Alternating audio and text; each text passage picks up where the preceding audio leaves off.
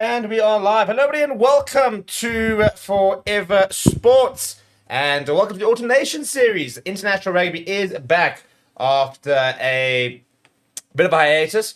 We have officially got some international rugby. All Blacks taking on England at Twickenham today. The start of an Autumn Nation series, which features some really, really good games. With this probably being one of the biggest ones of the sort of series. This week time, although next week we do have Ireland versus New Zealand, which will also be a lot of fun. Obviously, no South African game this weekend, so just Scotland, Fiji after this. And that is basically all the rugby for this weekend. International games next weekend, however, we get the full campaign. It's got Italy versus Argentina, we've got France versus Japan, Wales versus Fiji. The works happening in the next few weeks. But the players are walking out. And Jamie George leading out the England side. Obviously, Scott Barrett leading out the All Black side. There's a couple of changes to this All Black side. I'll go through the teams in just a second. And very interested to see what differences we might see with this England side. With, for example, Burton Barrett starting at 10. Cortez Rativer getting his start as well as the likes of a comeback off the bench for Cameron Waygard, who was injured and missed the entire Rugby Championship. He is back in the mix and will be coming off the bench a bit later for his first appearance in the All Blacks jersey. But let's go through the team, shall we, while they get the anthems up underway. For the home side, England, as mentioned, they are skippered by Jamie George. Eds Gaines, Will Stewart, the two props on either side of him. Mario Toda joined by George Martin in the second row to complete that back three. And, complete type 5, I meant. And then you've got Chandler Cunningham South, Ben Earl, and Tom Currie in the back three. And we've got an interesting one with Ben Spencer starting next to Mark Smith in the halfback pairing. Ollie Lawrence and Henry Slade continue to sort of enhance that centre partnership in an England shirt.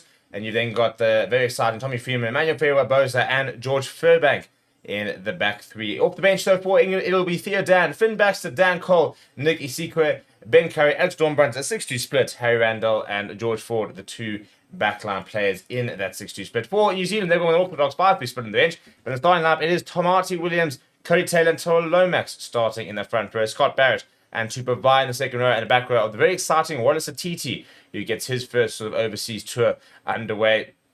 Today, he's joined by Sam Kane and Artis Vier, so plenty of experience in that pack. You then got Courtney Rattimer, the youngster, partnering Bowden Barrett in the halfback pairing, the back three of Caleb Clark, Mark Talea, Will Jordan, Geordie Barrett, Rico Wani in the centres. All three Barretts starting today. Off the bench, it is Asafa Amur, Opatonga Farsi, Pasilo Tosti, Patrick Tupolato, Sam Penny Final, Cam Roygard, Antonio Brown, as well as Damien McKenzie, who's being used as an impact player today rather than a starter, which is where he's traditionally been used by Scott Robertson so far. And just going to go quickly open a window. It's flipping hot in here.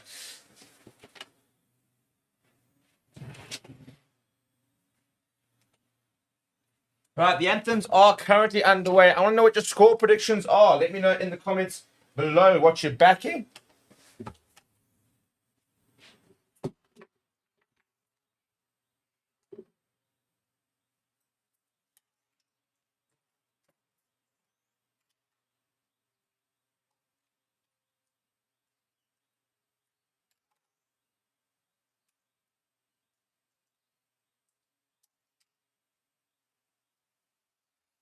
Alright, there we go. Right, so Mark's saying go England. And yeah, so let me know what your score predictions are. If you have any predictions, who you supporting, we've got a poll in the comments. So go and get your votes in and let us know who you're backing, what you think the score is going to be.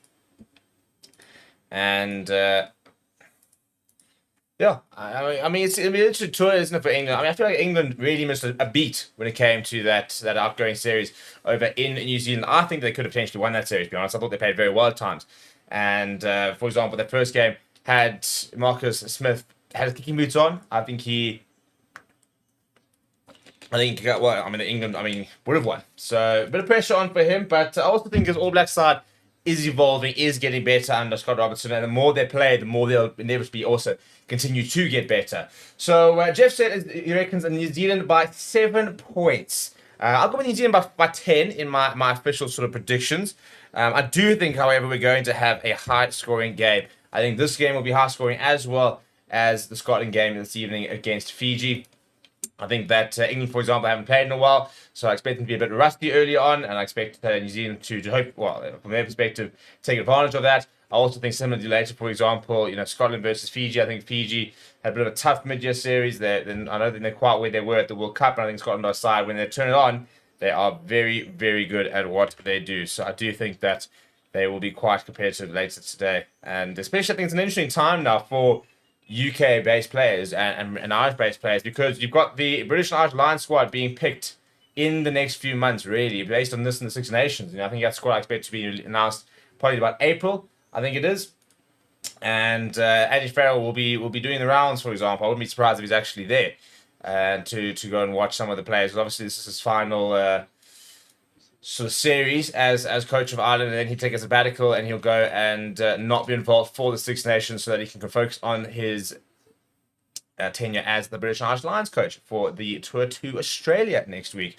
Now, I wouldn't say a controversial moment, but an interesting one, because there's been a lot of chat about the haka this week and whether it should be done, shouldn't be done, and the place it has in the modern game.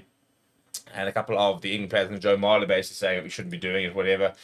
So now we're about to have the haka being led by Cody Taylor, no TJ Perenara. So yeah, I said an interesting one in terms of the chat about it, and it'll be interesting to see what will happen in the next few years with regards to if they're going to continue, for example, doing the haka. A lot of calls for them to not do it, maybe only do it at home games and the likes. So yeah, interesting times from a New Zealand perspective, but until otherwise, we expect it to continue obviously happening as usual, and it is underway. And England do advance. Ooh, they have advanced. They haven't gone past the halfway line. Obviously, that was the big thing in that semi-final back in 2019, where they did advance past the halfway line. Well, Joe Marler went past the halfway line, and they got a big fine for that. So they have an approach. They have accepted the challenge that's currently being laid down by the All Black. A couple of Movembers into the chat as well. There, Rico Wani sporting a decent tash.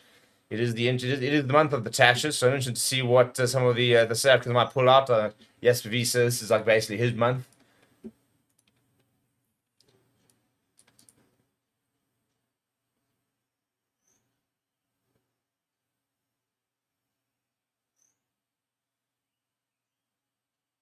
Right, getting quite up in postal at the moment. Sure, Rico Wani really leading this to go, as is I think it's Tunga Farsi who's getting quite there, and a bit of a stare down from Anton Leonard Brown as well. Was always a bit anticlimactic because he's given him a stare down. I was only going to sit on the bench.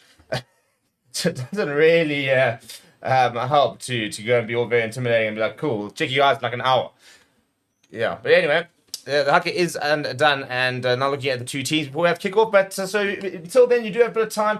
Go and vote for the poll who you're supporting. At the moment, it's an interesting poll. 41% saying England, 59% saying the All Blacks. We've only got one score prediction in the comments at the moment. So let me know what your score predictions are. Get them in the comments. Let me know again who you're supporting, what you think of the two sides, and what you're looking forward to in the Autumn Nation series. Please do smash a like on the video as well. Almost 200 people watching, just the 8 likes at the moment. Let's see if we can get up to 20 likes and settle into our first watch along of the Autumn Nations series. New broadcast, it'll be interesting to see what some of the panels and stuff like that. Amazon no longer doing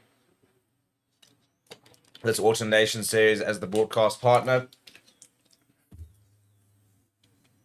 And I'm absolutely sweltering, by the way. Yeah, down in South Africa, it has been so warm this week. It is ridiculous.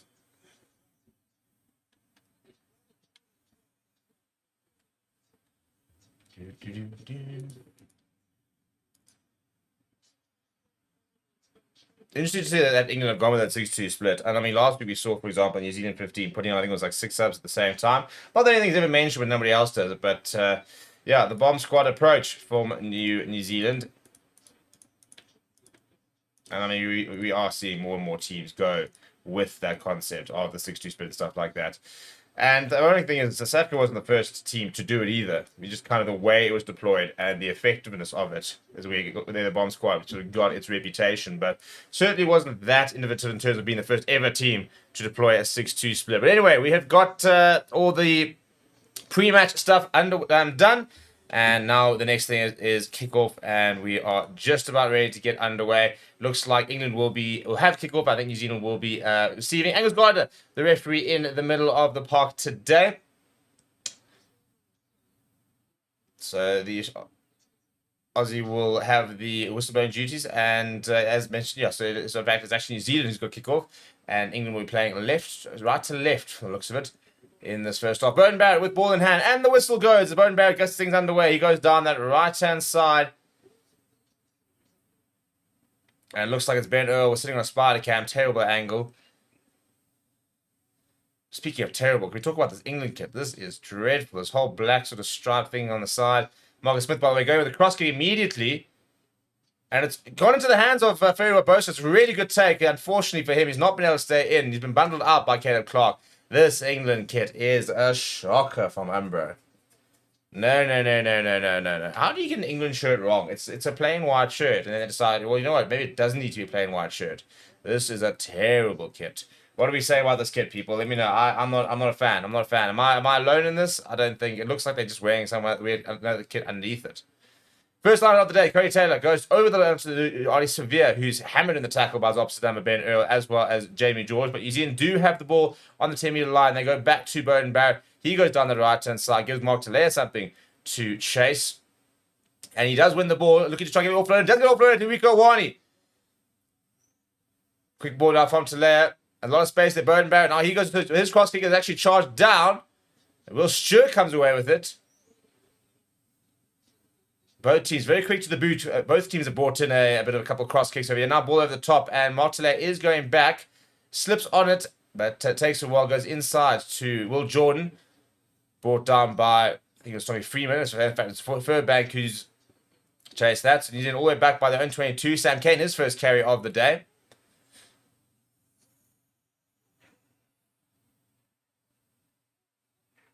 Cordy's Ratzinger goes to Beauden Barrett again. Once again, he's seen a bit of space on the right side to Caleb Clark. Takes it well. Loses the ball backwards. Currie Taylor's going to have to go and clean up. Chandler Cunningham himself makes a good tackle on him, putting a lot of pressure. Gets up as well. Big comeback coming from England, but the All Blacks do well to scramble. But 10 metres on the try line. Not an ideal exit from them. I think Cordy's Ratzinger will take the safe option here and look to find touch. But he won't find... yeah, he will find touch. Mark Smith looked like he's going to try and keep it in.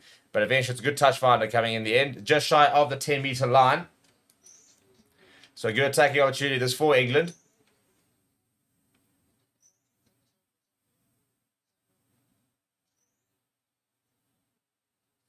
Marcus Smith going himself. Always up to the 10-metre line. As Twickenham roars their team on here. Pick up and go from Ellis Genji. Pops it up to George Martin.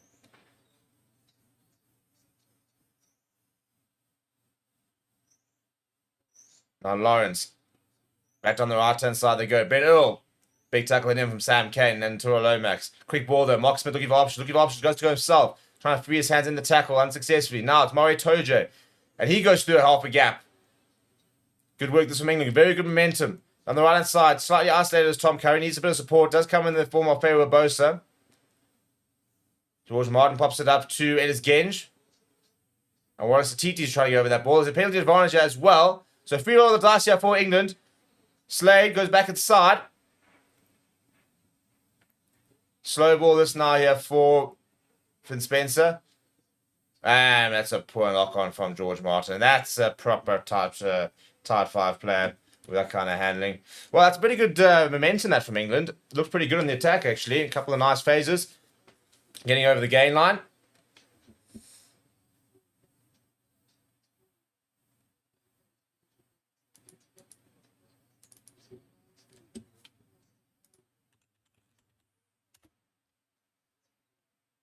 So I think it was the tackle out the ball there, Geordie Barrett running into Chandler Cunningham himself.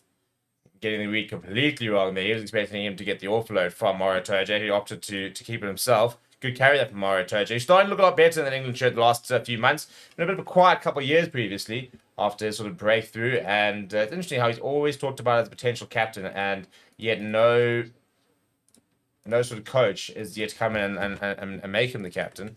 But he's a very important player for England, is Mario Tojo.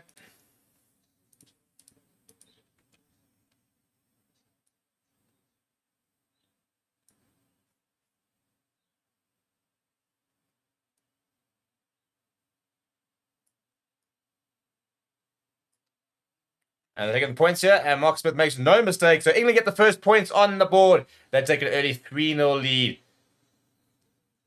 And good work, good pressure, and take the points. Convert the pressure into points. That's the main thing. This is international test match rugby here.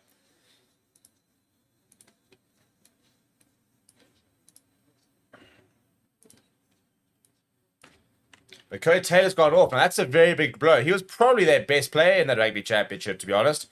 Been very, very impressed with them this year. So that's a big blow early on for New Zealand.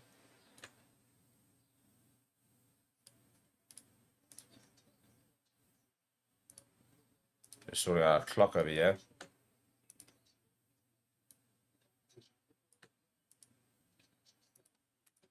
And it's a good clearance, that, from Finn Spencer. So New Zealand inside England territory.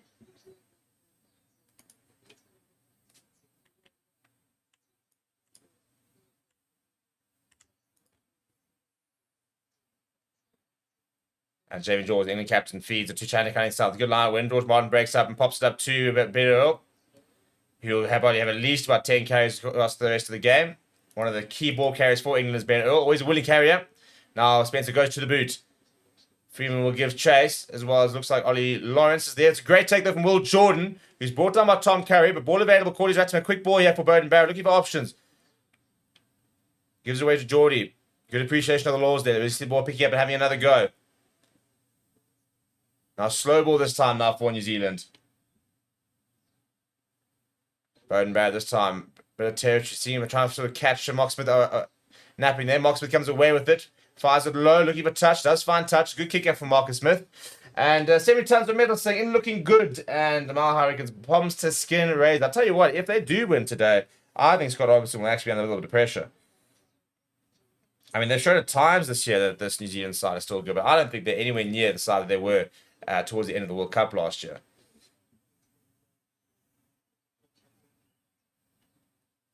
Artie Severe now off the back of the line.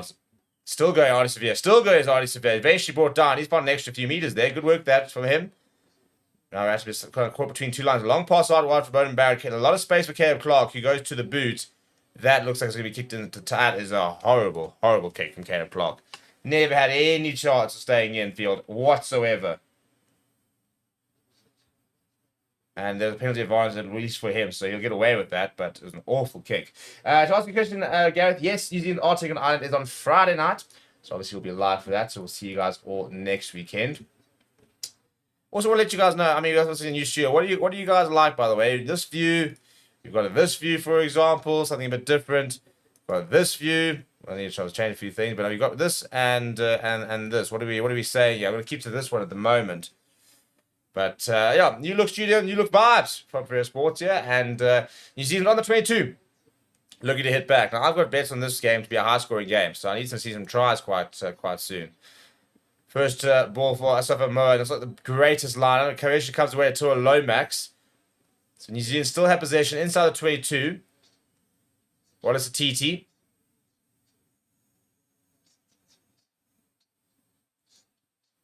Now Tupa Vargin on the action. Still on the right-hand side, they go. That's Asafa Moa. Still on the right-hand side. A couple of options. What's a TT? Oh, that's great handling from him. Moktale with a bit of space on the right side. Moktale! Is he going to go over here? He's going to go all the way. Really well played, that. Really, really well played. You give him an inch. Give him an inch at your peril. And Moktale says, thank you very much. Steve says, thank you very much. Because obviously, as mentioned, I need that from I've got a little bet on this game. I need a high-scoring game. And a bit of space that was teaching so good. Absorbs two players, gets the offload away, and it's Ellis Gaines versus Moktale. You're always going to back Moktale. Ellis Gaines, not the slowest of props around, but against somebody with the speed and progress of Moktale, no chance. Absolutely no chance.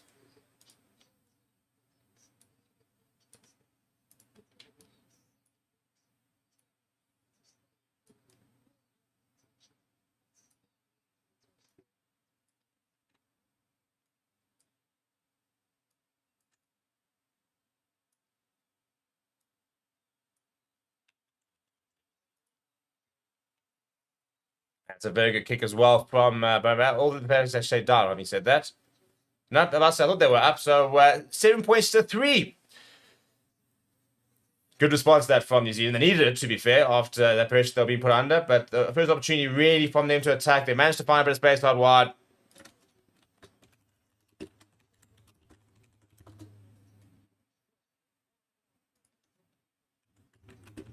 And now, to be fair, I mean, as soon as he's got that gap, you should never... Well, I mean, as Martelay should be scoring every single time if the man in front of you is Ellis Genge.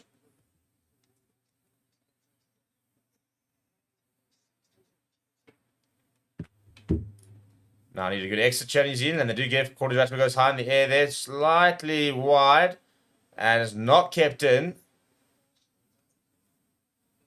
Straight out is the call, so I did wonder if he was out there. So big mistake there from Cordy's batsman. They've allowed England to have a line inside their own 22. So an opportunity now for England to potentially hit back. So it's outside the 22, in fact, about 3-4 meters shy of the 22. And let's see what they can conjure up from here. Really good work there from Roddy Lawrence, spinning out the tackle. And Ferry Roboso almost running into Jamie George. You need to be careful about obstruction, but good momentum now for England, yeah? Ben Earl with a nice carry in the midfield. Very good momentum this now. Options here for Marcus Smith. Marcus Smith pops it up to... I think, in fact, that's Ben Earl. It was Will Stewart earlier. Now back to Will Stewart, the youngster. Good tackle, though, that from Scott Barrett, New Zealand captain, getting involved. And now Mark Smith goes for a drop goal. It's a horrible, horrible drop goal. I think there was a penalty advantage. It was, in fact, a penalty advantage, so they'll go back for it. And I imagine we'll take the 3 and just get themselves 1 point behind. I think will be the call here from Jamie George.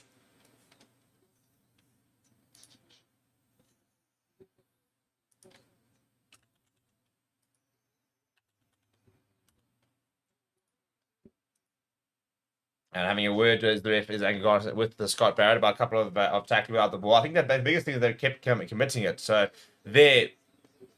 Oh, jeepers, that's actually terrible. I didn't actually it was an early incident, but that's Asafa Moore who's just nailed Marcus Smith so late. In fact, that should be a yellow card. It offloaded it. That was him trying to stamp his authority on the game. Really, really poor. In fact, I think he's gotten a bit lucky there, to be honest.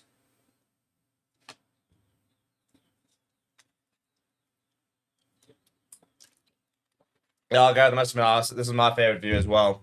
I don't mind the other one. I think the other one probably works a bit better maybe for like football and the likes.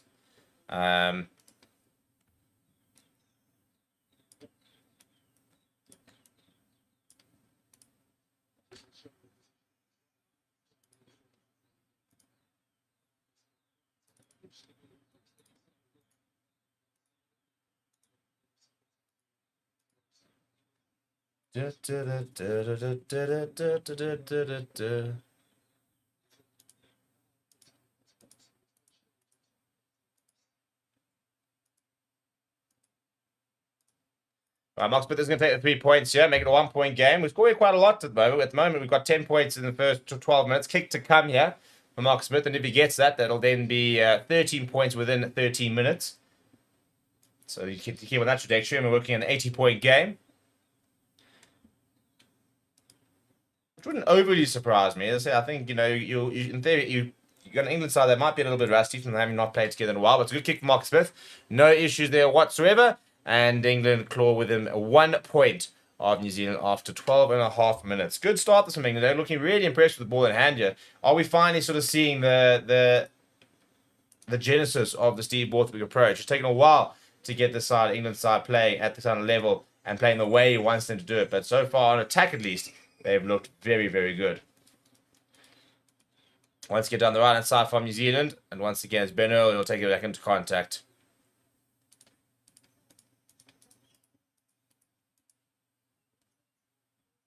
Yeah, ball's out. That's good. It's good awareness. Turnover ball here for New Zealand. Really poor that from Fitz Spencer. A bit of traffic to try and get through it. Ollie Severe decides to go himself. But turnover ball just outside 22 young for New Zealand. Round quarters Raxman looking for options. And Will Jordan goes inside. Geordie Barrett seeing half a gap.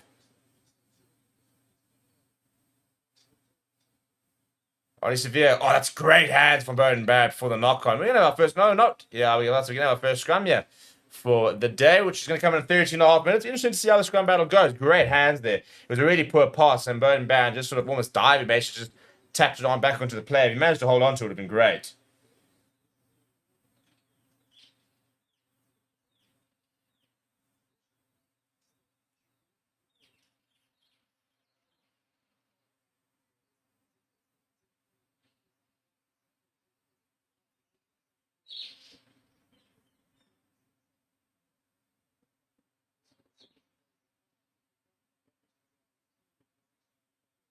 Oh, rain expected soon. That's exciting. I'll do with a bit of rain actually.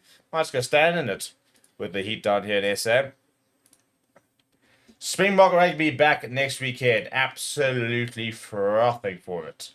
Frothing, frothing, frothing.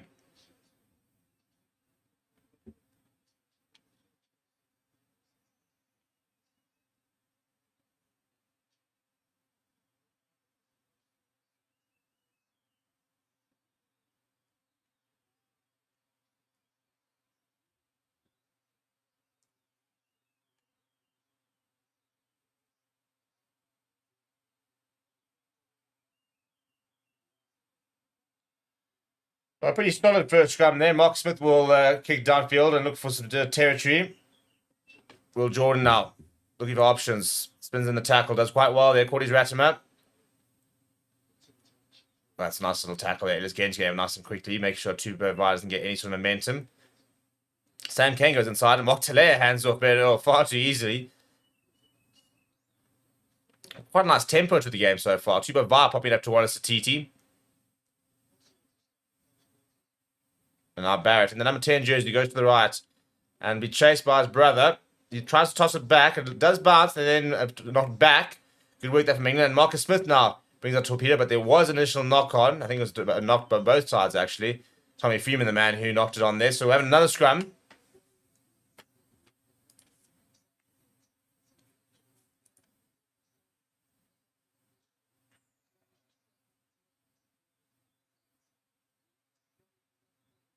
Having a look at that, there's Gage the read. It's a really good read. They just fires it so quickly. Gets his hand on the foot of Tupo VAR. No Felix Jones in the England coaching box. He has officially basically resigned, but he has to work the rest of his contract. So he will basically work remotely with a bit of analysis and the likes, apparently. But will not actually... no,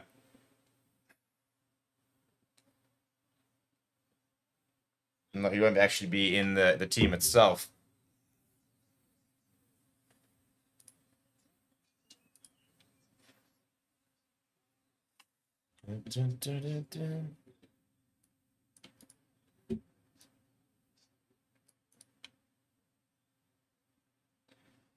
And Will Jones jumping in and say, come on, England. So England does seem to not be the highest most supported team in the poll, and yet nobody in the chat has actually said anything about supporting New Zealand,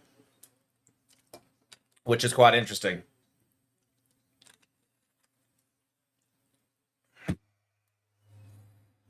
What do you reckon about this England shirt? I'm going to close the poll on who's supporting when that gets to about 4, 8. In fact, I'm going to end the poll now. Because I want to know, what do we think of this England shirt? I'm actually going to get a photo of it and I'll put it on the stream itself. England rugby shirt. I think it's foul. Not a big fan of it at all. And so I'll tell you what, it's a good run initially from Rieko Ioane before spinning it forward. And Marcus Smith is doing everything he can to try and regather, but very unsuccessfully. So we're having another scrum. There was a really good line being run by Rieko Ioane. He looked very, very dangerous.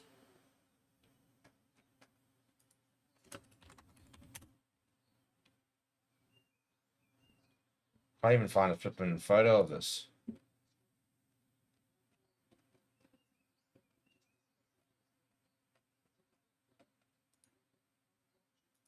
Yeah, I got a photo of Tom Currie.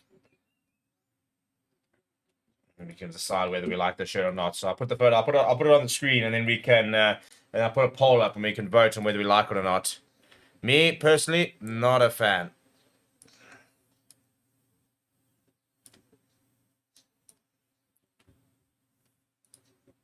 Right, that is what the shirt is, in case anybody is not watching. And the poll is very, very simple. Do you like the New England shirt? Very simple. Yes, no question.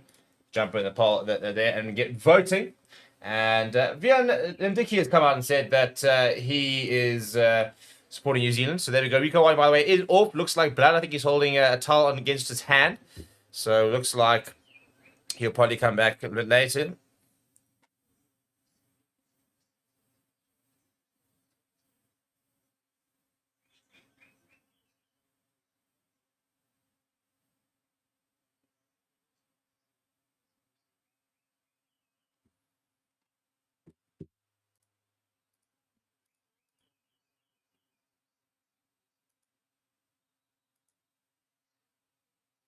And penalty there from Angus Gardner. First scrum penalty of the day. Goes the way of England. It is Genge winning that one. It'll be a big moment for him. Or was it Will Stewart, actually, who I think has potentially won that. Not entirely sure. They've shown both props. Angus Gardner was standing on the side of Illes Genge, but it could have been a call from the assistant. Either way, England won the penalty, and they'll be able to find... tell you what, he makes him... Excuse me. We're playing on you, lads. Director, yeah, I was about to say, they kept it in. Will Jordan's now fired it deep. Big mistake that coming from Marcus Smith. Furback's going to kick and chase himself. And he's done really well to get up there, and then loses it backwards. I think it's Freeman, actually. Yeah, it is Freeman. So he's lost it backwards into touch. So it'll be New Zealand's line, but all the way back inside New Zealand territory.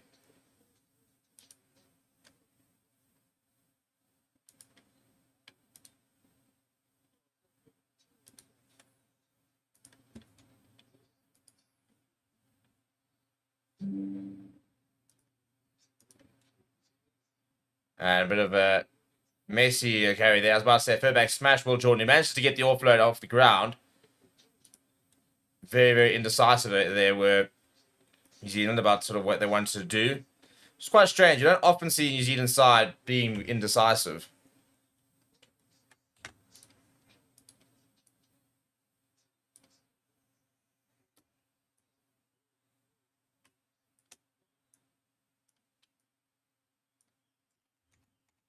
It's Genge. Good carry from him.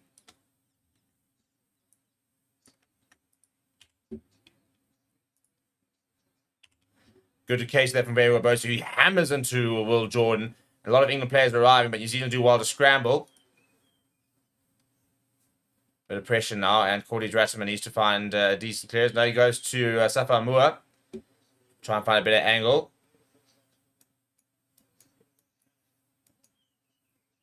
Now I imagine we'll see Cordy Ratterman go to the boot.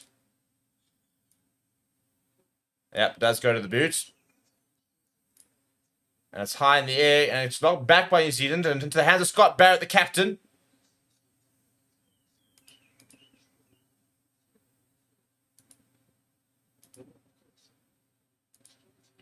Little kick overhead there. Cordy's Ratsman's is almost ahead, but Marcus Smith goes and slides on his knees. Bit of pressure for Marcus Smith from the New Zealand players arriving.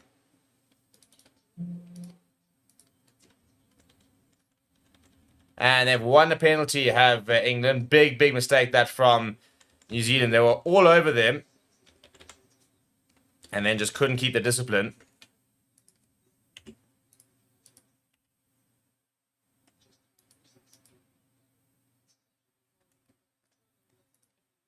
And just a little bit too eager, I think, in getting in behind and putting the pressure on Marcus Smith. Going off their feet is the call from the referee.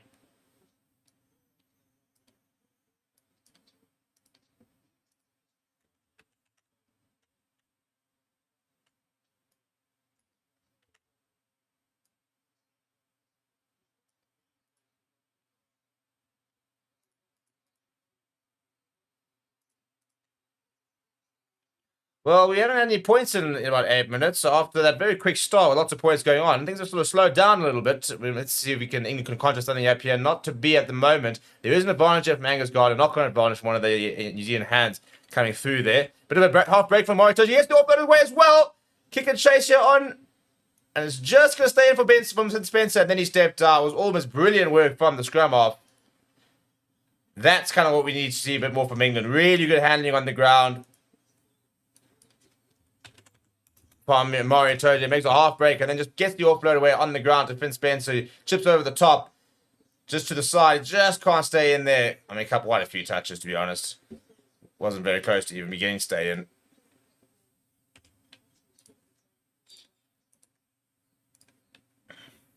I'm very interested with the fact that this poll for the England shirt, with 66 votes already, is actually very split.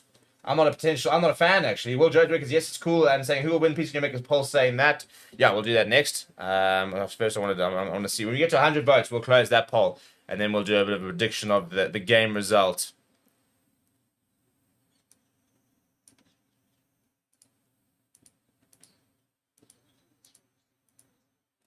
And they've lost it forward once again in New Zealand. Just not accurate at the moment. Knock-on advantage for England. Turnover possession on the halfway line.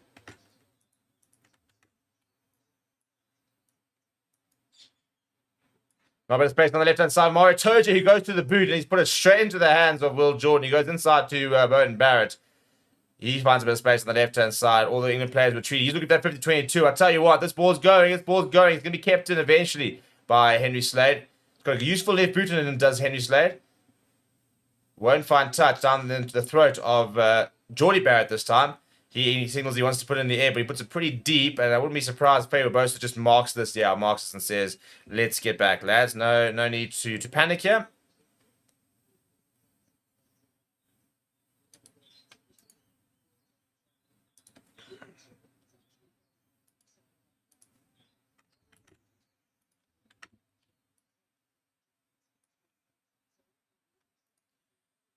Yeah, good work that from England to scramble back.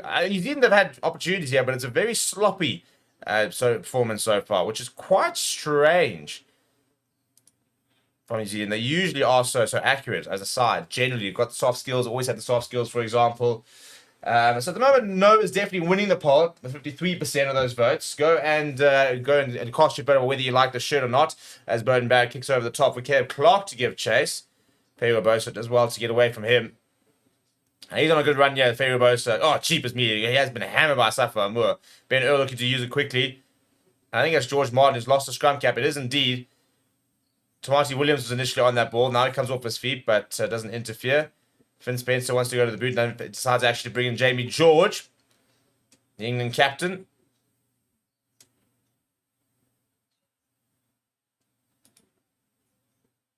Now Finn Spencer goes to the boot as the Tuba Vice tries to charge it down. Underneath it is Beauden Barrett, who's hammered by Chandler Cunningham South. The ball goes backwards, and Will Jordan does well. Sam Cane now, wrapped up by George Martin. A lot of pressure being put on by England on New Zealand, who are all the way back side their own 22. Corley's Rattimer gets it out quickly, and under a lot of pressure, but he sees a bit of half gap here, does Barrett.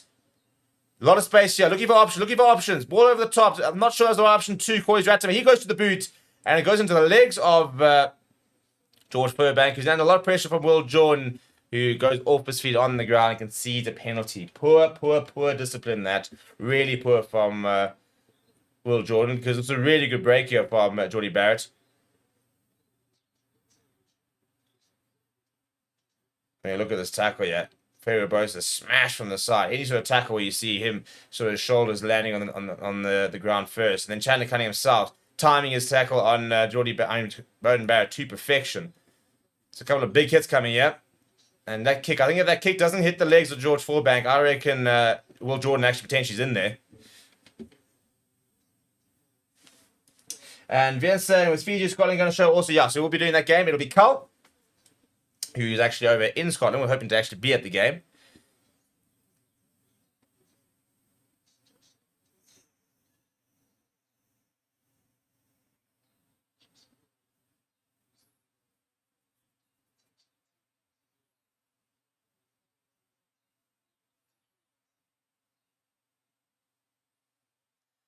England with the line out inside New Zealand territory. 25 minutes played, and it's a pretty packed out Twickenham. He's got some good games there in the next few days. A couple of knock-ons there.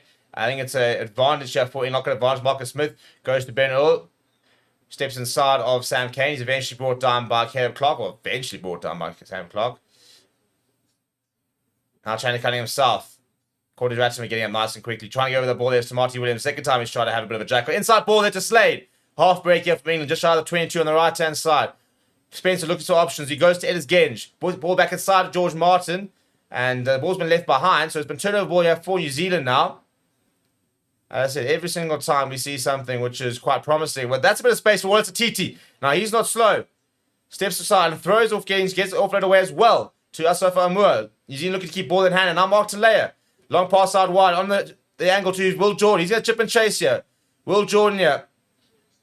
Furbank knocks it to the side.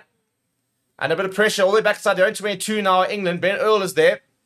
And managed to put a couple of players into that route. Ben Earl picks it up and goes into Cordy's Rattimer and Mark Slayer. Just trying to sort of buy a little bit of time. Does well there initially. Does the number 8. And now Finn Spencer is back and can find touch. And does find touch. Right, so we're going to end the poll there. 113 votes. And pretty close poll that actually. It's quite interesting. So 48% people saying yes, 51% people saying no. See, for me, I'd say it's a big no for me. Not a fan.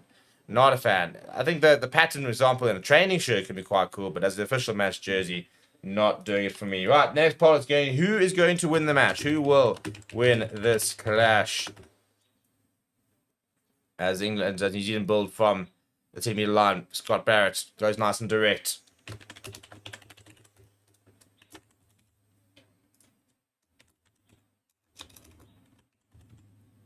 Right, let's throw that poll up. You can get voting. Now, inside ball for Will Jordan with a lot of space. Will Jordan, no one's going to catch him. Surely not. Look at the pace, and over he goes. Will Jordan says, thank you very much. He can't, I tell you, his try scoring record continues to get even more and more impressive. That's a great try from Will Jordan. Half a gap, and bang, he's straight through it. It's just the mismatch there, inside ball there. It's Ellis Gain just having to shift to the right-hand side, and as soon as he gets shifted and Will Jordan comes in the angle, you're never going to expect to see a loose head prop be able to... Yeah, no, there's no chance. And unfortunately, Ellis Gain has been beaten twice now when it comes to the two tries. It's hard to be harsh on him, given the fact that he's the loose head prop. This is now the full-back and was the wing over there, so it's a complete mismatch with regards to the players. But the result is 2 New Zealand tries, and the All Blacks extend their lead. Just as I was saying, we haven't had any points for a while. They answer the call. I'm busy trying to find my bet slip over here. I'm trying to remember how much, because I think I said over 46 points, which was ballsy. But at the moment, they're fairly on track for that. I mean, at the moment, we've got 18 points scored. Should be 20 if Burton Barrett, and he does split the poll. So 20 points after 28 minutes. We're doing all right there. Another try before half time, and we'll be pretty on track.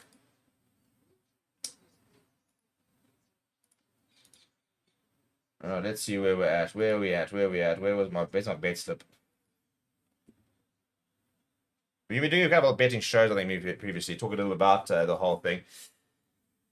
Because I said I've got a multi. I've got England at over 42.5, and I've got Scotland, Fiji at over 52.5. Pretty big, pretty ballsy, I thought. But I think there's going to be points in both games here. Gareth Peters reckons New Zealand by 18, and our poll at the moment very much favouring the All Blacks as Artie Severe carries outside the 22. Nice restart this from New Zealand. Cordes Ratchman now goes to the right hand side. Beauden Barrett goes short to Tyrell Lomax, who I thought had an impressive Rugby Championship well as well, did Tyrell. One of the top loose heads in the world. Now lifts it high. Martinez taps it back. Baruka Awani's left it behind, so knock on advantage for England. Turnover ball. Ferry Robosa picks up and goes. Packs a punch, does the wing. Not the biggest of guys, but not small by any means either. And Demi George with a nice little line being run, but then he knocks it on. So turnover ball once again. And then because of the double knock on, Angus Garner is going to go back for the knock on. And I think it will be an England put into the scrum. That would be my guess.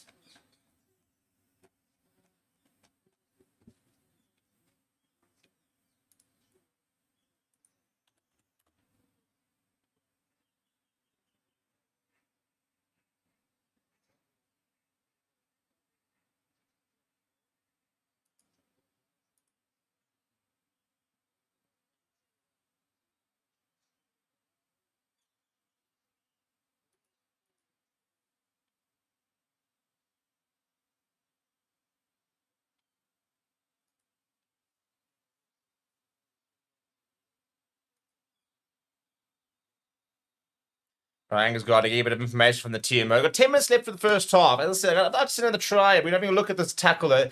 And to be fair, it's Sam Cane. He makes their hit. And then Shannon Cunningham starts to do a bit of afters. You know, I don't think there's anything too bad over there.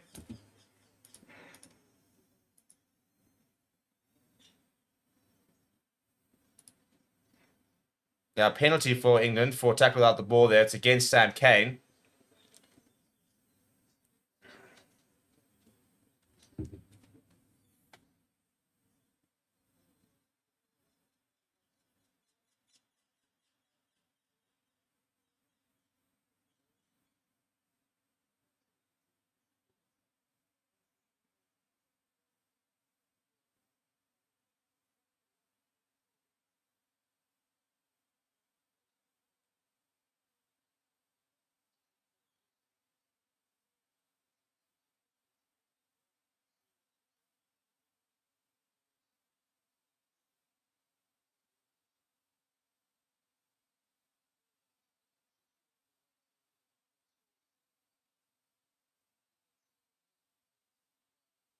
Handing in the points here is Marcus Smith.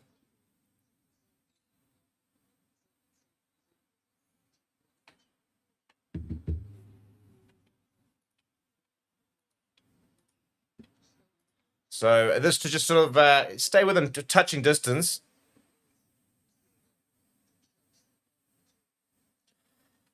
Interesting decision here. They're currently sitting 8 points behind. Obviously, this then makes it 5 points. So, not the worst decision. I don't think it's the most. I'd like to see a bit braver here, England. Okay, we say this was great. Thank you for providing. I'm currently in Canada and listening in Go All Blacks. And it's a good kick there for Marcus Smith. Right, so the points continue to rack up as England make it 9 points to 14.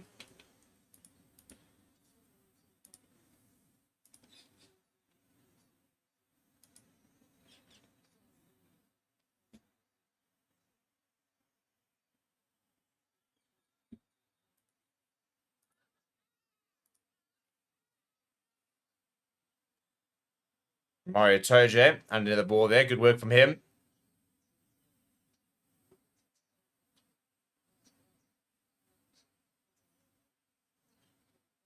Right, into the final 10 minutes of the first half. It's been a good first half from a competitive point of view, but there's been a lot of mistakes. New Zealand really poor with tackling off the ball. Not been able to read a lot of the England sort of attackers. That's good little work from Bowden Barrett. He chips their hair, but then seems to have been taken off outside the ball. But there was a penalty advantage, I think, to the right-hand side for New Zealand. So they'll go back for that.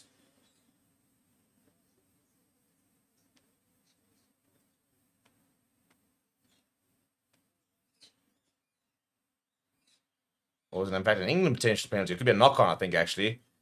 So I think they're going back for an England scrum from the looks of it.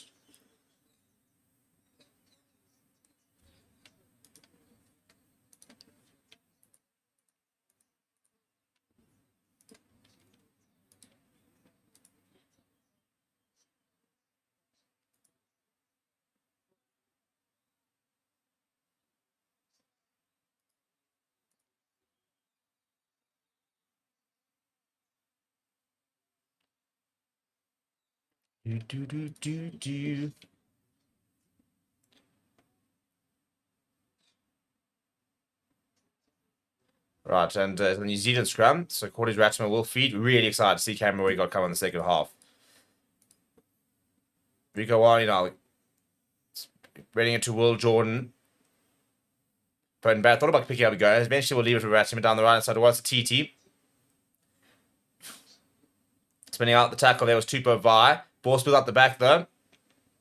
And Artie Severe, he had a bit of a quiet Rugby Championship. Actually, a lot of chat about the fact that they reckon he should be moving to the number 7 jersey. Should be getting something like a Hoskins Tutu in, for example, and number 8 jersey. So it's been interesting to see what Scott Robertson, how he addresses that, because there is a lot of murmur about Artie Severe at 8 and whether he shouldn't be moving back to playing in the number 7 jersey. And it's a big chat for somebody who's been voted the best player of the year in the last few years. But there's a knock-on there, and a big celebration there from Chandler Cunningham South, as well as Mario Toge. They love a celebration, don't they, England? Absolutely love a celebration. Whether it's a penalty, a knock-on, big fans. That's just a big tackle from Chandler Cunningham South on Tupou Vai. Big celebration there from him. And Daniel Purcell say, win this clash, where is England?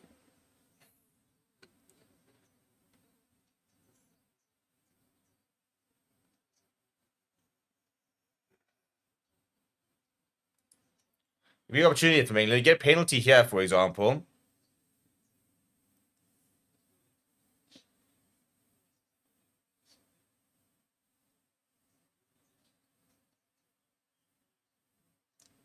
So a penalty would take them up to 12 points. Could be within 2.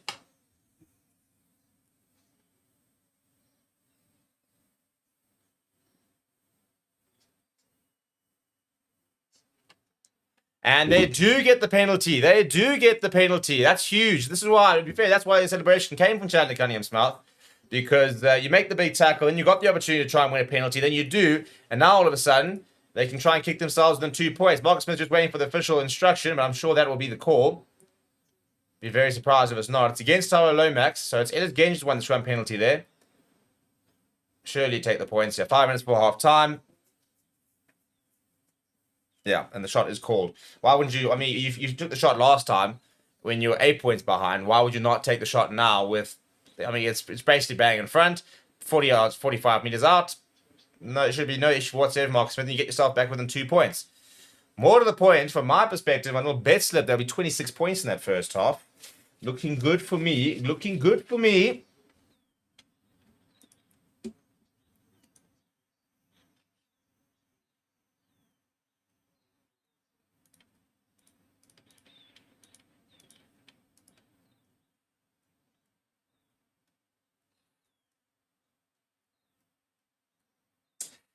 If Ireland lose against New Zealand, will they move to second place? I think so. We'll have to get the official ranking permutations next week, but my understanding is they probably will. It also depends on this result, obviously, as well.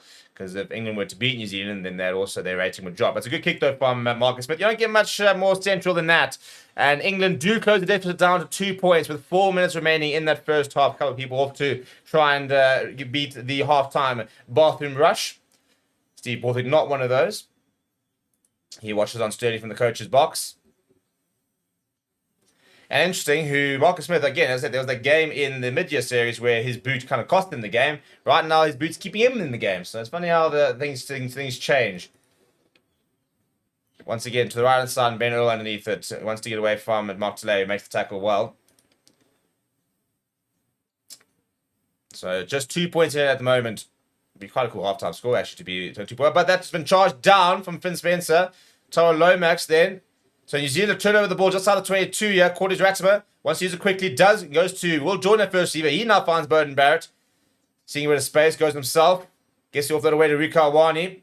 Makes a nice tackle there to Tom Currie. But gets the offload away in the tackle to Cordes Ratimer. That's a nice take from myself. Good intensity this year from the English defence. But New Zealand doing well to attain possession. Now they've got a bit more structure to it. And then having said that, Will Jordan knocks it on. I tell you what, it's been kicked ahead. But I think it's Freeman, but then ball eventually falls back to Wallace to TT. Now he's got a bit of space. He's also not slow. And Tupa Vi can't hang on. It's a dreadful pass from Wallace to TT, but that probably should have been a try, to be honest. It was a great break from the youngster. A kick ahead from Freeman. This is the bounce of the rugby ball. Just bounces away from him and then kick back inside. In fact, I think that's actually kicked. Is that Will Jordan or is that Bowden Barrett? I think it's Bowden Barrett. It's kicked it towards Wallace Atiti, who then. And I tell you what, if this finds that, I mean, you've got Tupo Vi. All he needs to do here is find a better pass yet as Wallace Atiti. Because you're Tupo Vi, nobody in front of him, by the way, and you're Caleb Clark on his inside shoulder. That would have been a guaranteed try had he taken that.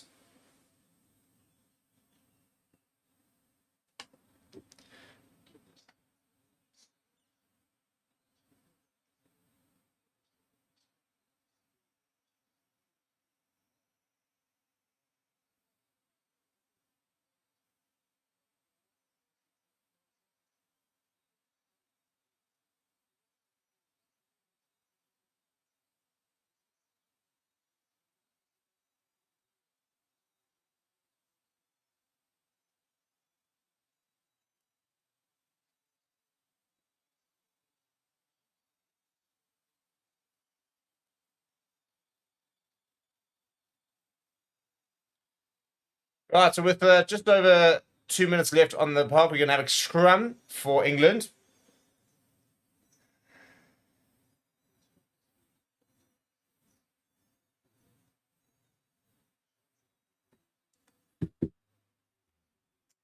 And you saying South Africa is the best mark, so take her by and by. And Hilton saying, who will win Clash Union or draw?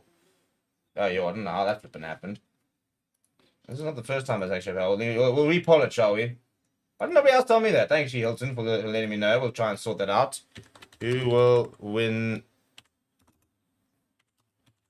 this clash? See, it's doing it again now. No. Cooperate. New Zealand. No, don't copy New Zealand. England. So which draw got more? So the second draw was obviously the second favourites there. There we go. Now we've got a correct poll up.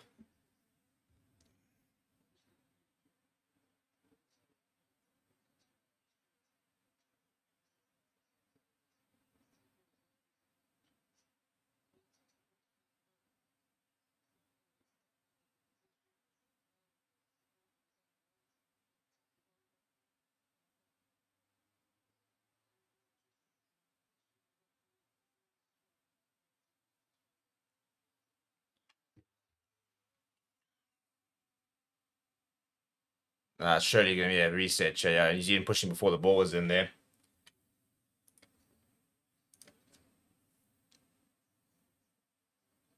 Ideally from New Zealand, they'd really love a scrum penalty here. It's at a good position to be able to get themselves probably into the 22 and have one last go before half time. For England, similar type of thing. Just try and get a scrum penalty and clear their lines a bit and just try and survive.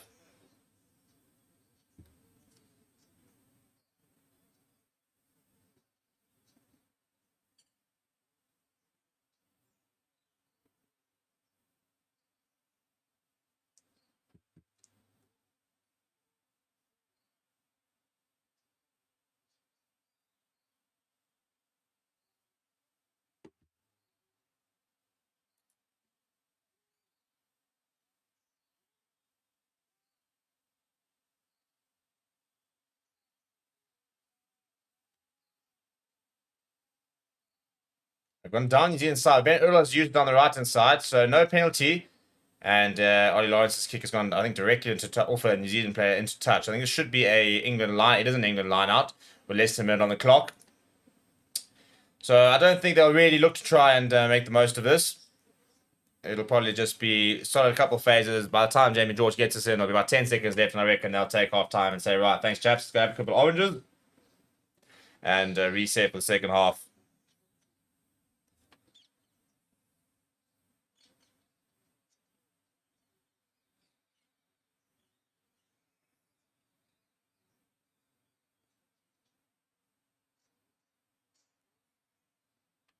And it's a bit of a knock on there coming from thing, but I think it was an advantage already. There was a penalty advantage. Angus Gardner going back for the penalty.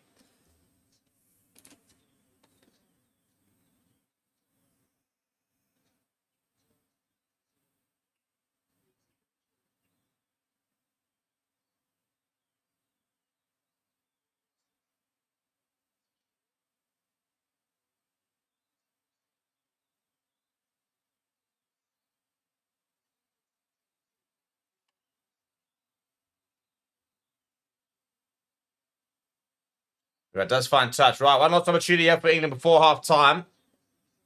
As Jamie George goes off to feed the ball into the line out.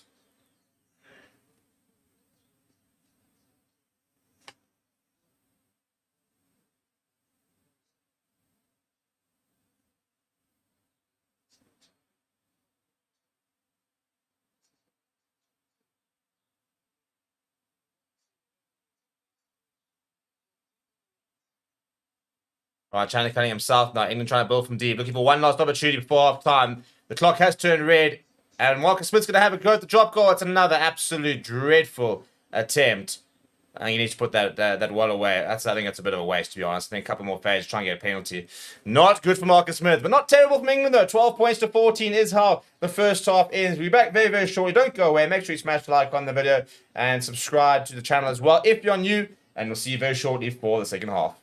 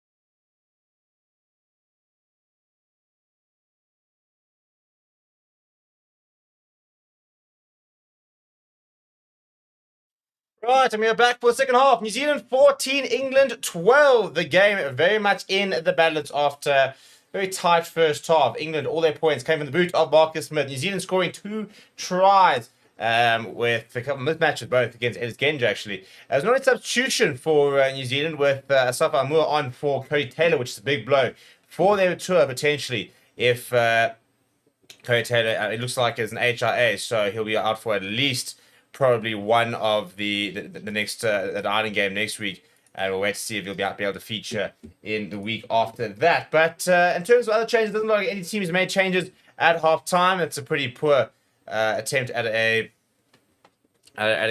contest from New Zealand. They've knocked it forward and they've conceded a scrum early on.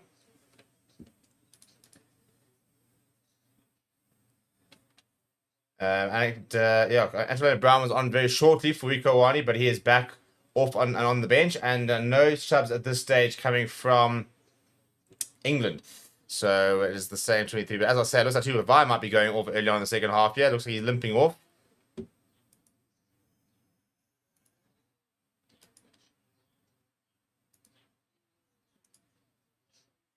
Right, so there goes Tupa Vai. So it looks like Patrick Tupolotto is onto the park.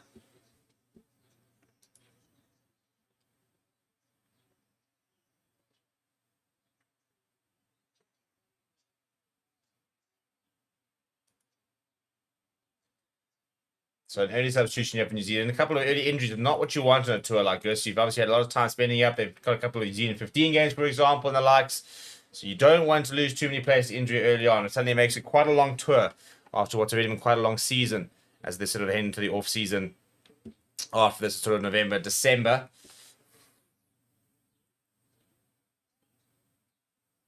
But in terms of injuries, there's an injury boost for New Zealand, and he'll be coming on a bit later in the form of Cam Wegard. And nothing much happening in the scrum there, so Angus Gardner wants to have a reset.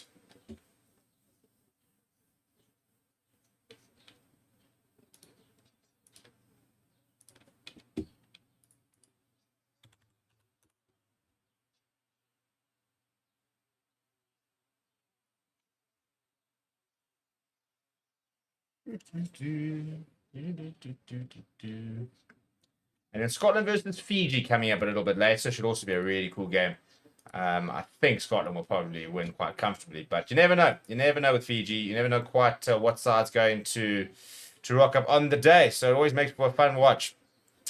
But off the back of the scrums, you can carry from Caleb Clark. Quick boy F quarters Ratchford goes to Bowden Barrett. He feels a long water. Will Jordan, but it's very well read from Freeman. And it's been kicked behind. The Martelet's going to have to go clean up under a lot of pressure here from Currie. He brings him down, gets onto his feet, but no one there really to be able to put pressure on at the breakdown. So it isn't secured for New Zealand, but inside their own 22, Tyler Lomax now will bash it up for Quarters Ratchford, give him a better angle to work with for a clearance kick. In fact, he goes back to Bowden Barrett, and he will find touch. Not a great touch find, just outside 22, not terrible, but certainly not out of danger yet.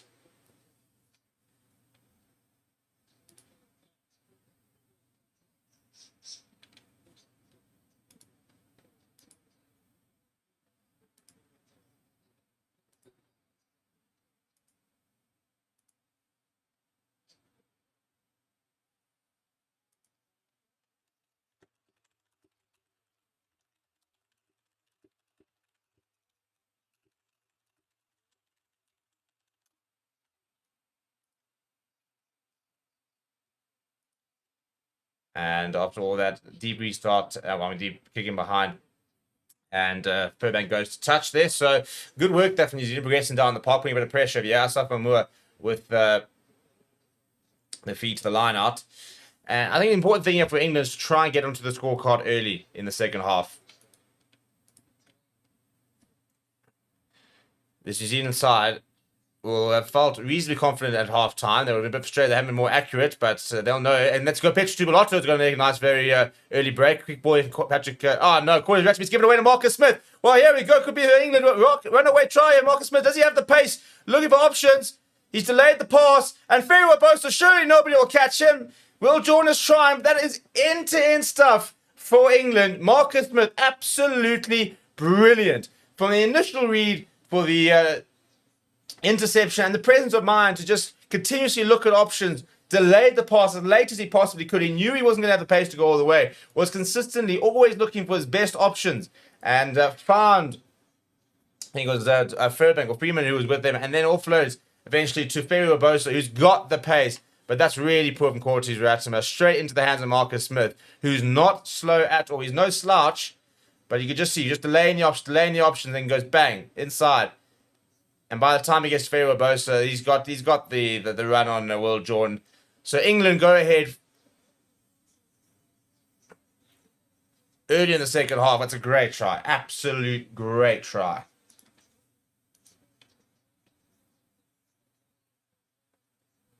And Twickenham is on their feet because Marcus Smith, that's a bit of magic from him. And that's what I said. I think you get early try here for England, early points on the board. I think you can put pressure on the New Zealand side.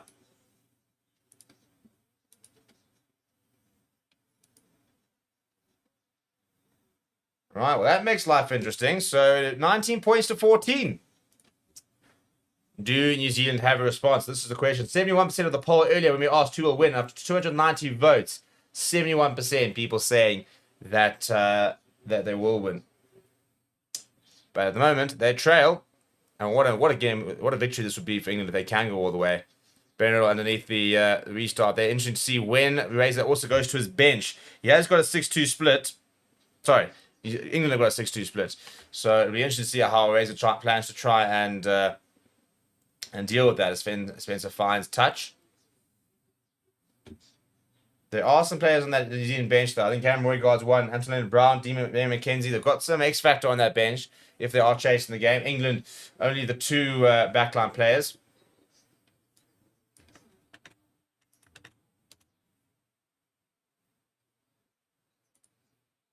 Pretty poor line out, or pass the ball out there. And Geordie Barrett just makes the hit in the midfield.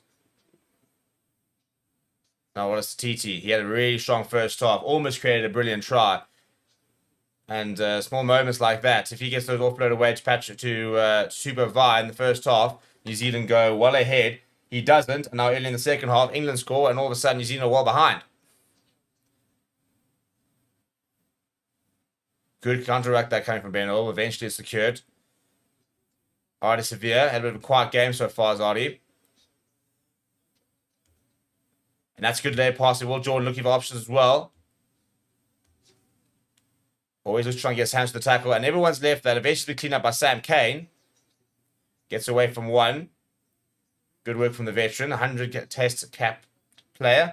And Scott Barrett inside ball from Marty Williams. Now Corty Ratzinger pops it up to a flying Will Jordan, who's hit hard the tackle. Good hands though. Boyden Barrett to Wallace TT. Bit of space here for Wallace TT. Chandler Cunningham South. His opposite number brings him down. Now, Bowden Barrett sees a bit of space in behind. He wants to try and find an access to that, but that's going to go too far. He needs to hit us. No, that's going to go all the way. It'll be a scrum back where he's kicked to Bowden Barrett. That's a really big mistake from him because they had really good momentum as well. Very, very poor from the veteran. You don't expect that from Bowden Barrett. You really don't. Such an experienced player. To make a mistake like that, he'll be very frustrated about it.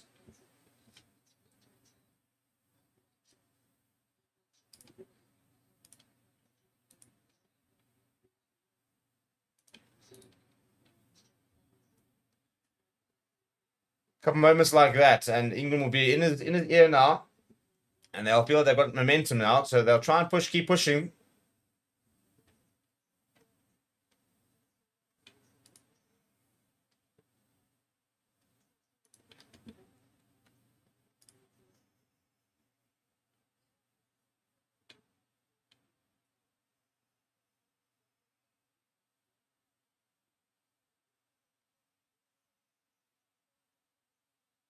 Scrum here for England, and still no subs in the front row apart from Asaf Amour. England definitely felt that they had probably the upper edge in the scrums with the penalties that they were winning in the first half. Where they'll translate to the second half, only time will tell. But there's a change in the tight five for New Zealand as well, with Patrick Tupolotta in for Tupo Vi. Pretty solid that time, and Spencer goes to Marcus Smith. No, so it's actually Ollie Lawrence who cross kicks across to Freeman. Good take from him. England worked their way back down the right-hand side to Ben Earl.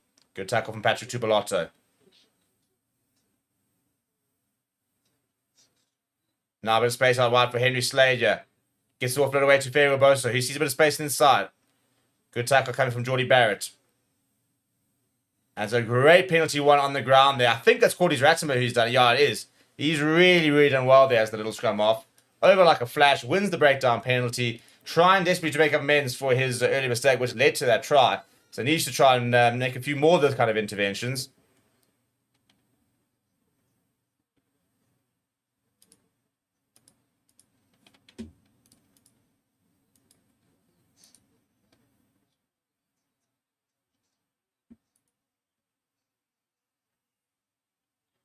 And they find touch just short of the 22.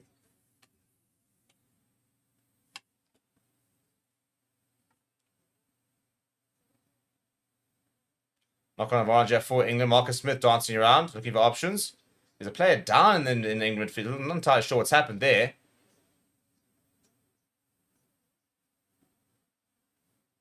Taking his time there is Finn Spencer. A bit of a counter coming, and eventually the whistle comes. I think he's a player down, I think is what Finn Spencer was trying to say.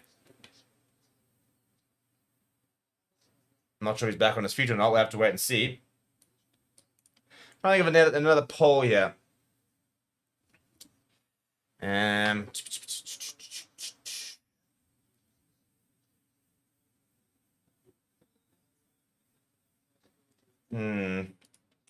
What's a good poll? What's a good poll? What's a good poll?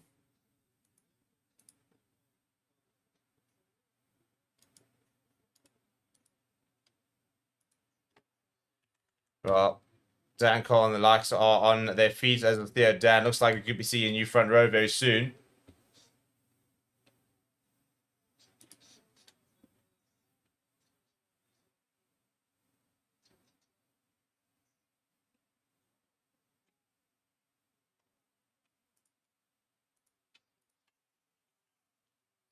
Looks like a pretty good hit there from England, but now a bit of a shove coming from New Zealand. They need to get this ball out here to England. Ball available for Ben Earl.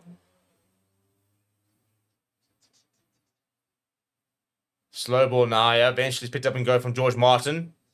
Lost the scrum pretty early, but it's well ripped in the tackle by Wallace Teaching. The ball goes back to Bowden Barrett, pops it around to Caleb Clark.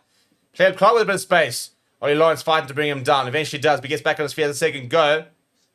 Big counter ruck coming from England, though. Big counter ruck, and they've turned, well, almost turned over the ball, but Cortez Ratimer was aware to the threat and just grabbed it and went himself.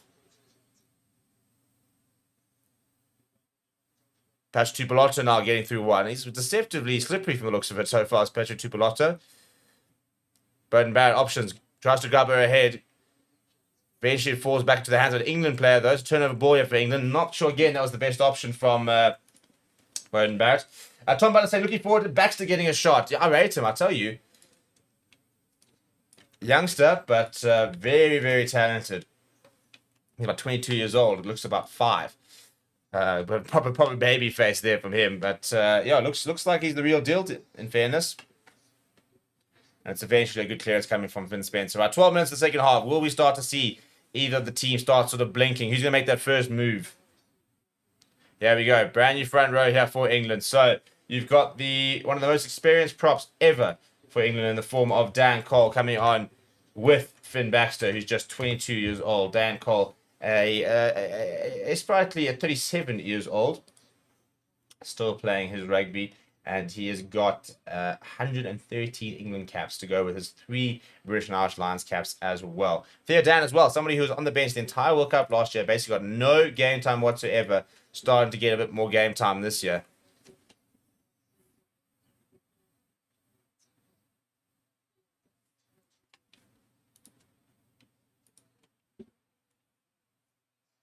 Oh, it's a very 50-50 ball. Ben Old as well. Old and good hands from England, and then a knock on. I keep saying that. There's not backwards though, says the referee actually. So Ferry Bosa almost gets through up towards the halfway line. Good work this from England. Finn Spencer needs to be decisive. George Martin pops up to Marcus Smith, who's identified a bit of space. He decides to kick him behind. Searching for 50-22, and he's found it. He has found it. That's a brilliant kick from Marcus Smith.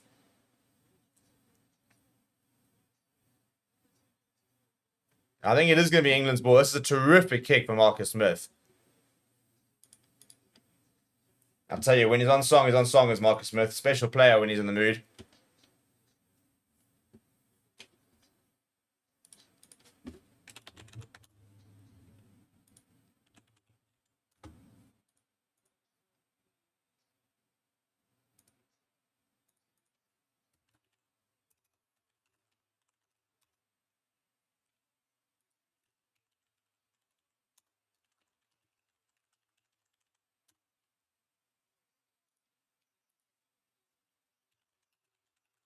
And Theo Dan's first line is a dodgy one. It's gone back into touch. And I think this will probably be another England line. So you have another opportunity here with Theo Dan. The once thing go towards the back. This time is much better. Goes to Morito's. The time was slightly off. He was actually catching that on the way up. But in the end, didn't matter too much.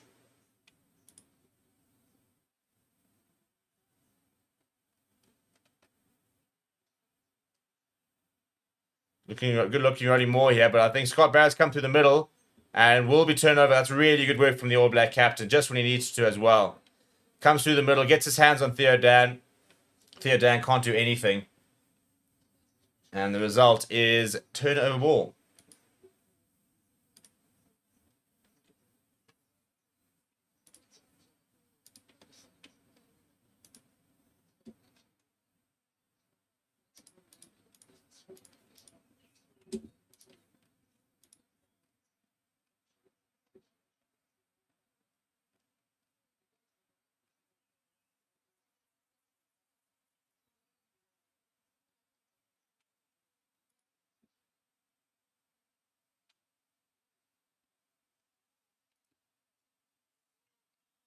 Right, well, new front row here for England, so potentially could be a penalty on the cards if they can get their hit right. Tyrell Lomax to Marty Williams will need to be solid here. It's just inside the 22. Not a space you want to be giving away a penalty, but it's a good scrum, though. They're looking to run it, though, on New Zealand, and Geordie Barrett almost burst through 2 defenders. Now back in the pocket is Bowden Barrett, but he swings it left to Will Jordan. They just need a bit of space over here. And Will Jordan's pass out the hands is forward. It'll be an England scrum on the 22. New Zealand, once again, sloppy, sloppy, sloppy. Big celebrations, big smiles here from Tom Currie. I love a celebration with a knock-on to England.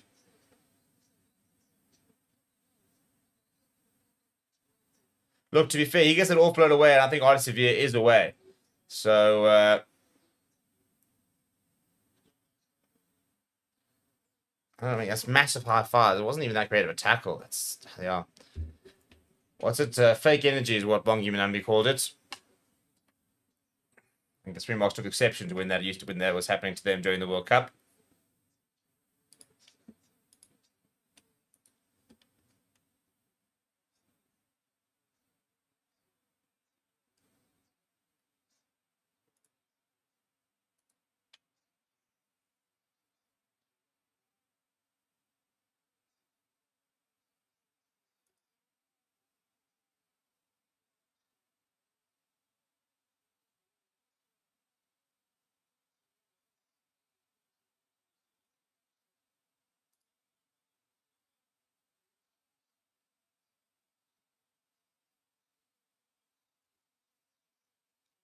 Right, there's a free kick now for England. So Mark Smith's going to put this in the air. Inside the 22. This is a very interesting. He's put it right by it. And where's this going to land? Oh, I'll tell you what. Oh, jeepers me. It almost fell straight into the hands of Henry Slade. England, I think, are over. Whether there's grounding, it is held up. It'll be a goal line dropout. That was quite cool to watch, actually. Yeah, I mean, a free kick on the 22. And Marcus Smith just bombs those high. And basically, it's, well, wherever this ball lands, potentially could be a try, potentially not. Bullet saying, who's the better player, Smith or Barrett? It's an interesting one, isn't it? I mean, I always go back Bowden Barrett. I'm talking about a 3-time World Player of the Year. But Marcus Smith especially, he's a special talent. I'll tell you what, they've gone short here at New Zealand, and that jeepers me, playing with fire. Yeah, touch Tupolotto. Eventually comes away with it in that 22. I'm not quite sure what New Zealand are doing here. Carlos saying, welcome back, Autumn Series. And deep restart, deep clearance that. And running it straight back is Furbank. What does he want to do? Lifts it and goes to Marcus Smith. Marcus Smith has a bit of a goosey and gets away from Sam Campbell, brought down. Now it's Finn Baxter, and that's a knockdown from Caleb Clark. Knockdown is the advantage. A bit of space out wide if England they want to use it. Ben Earl comes back inside. Ben Earl eventually brought down. Saw the 22. England looking very good. They've got the tails up here to England. There is a player down there. I think it's potentially Currie. And turnover ball now here for Asaf Amur. He makes a half break. And now there's space for New Zealand as Bowden Barrett goes to Geordie. Now space for Caleb Clark. He's got a lot of pace. Gets away from Ben Earl. Comes back inside. Throws it back to Bowden Barrett. Bowden Barrett's not going to be caught. And on cue there, we would talk about him. This is why he's so good. He's always in the game as Bowden Barrett. New Zealand respond. They level up the scores with a kick to come. And in broken play, there's just no team better, is there, than New Zealand. They're going to have a look here for potential forward passes or anything similar. But barring any of that, this will be a very, very good try.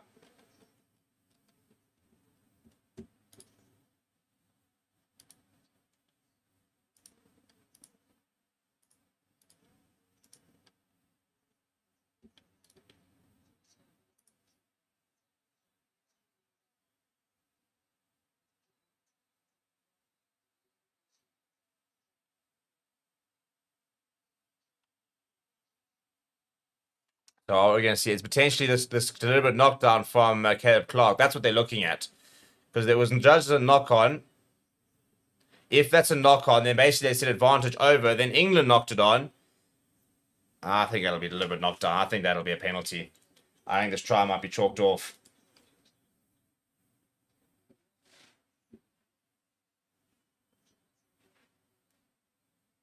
Is this going to be a penalty? If this is the knock-on, then the try will stand.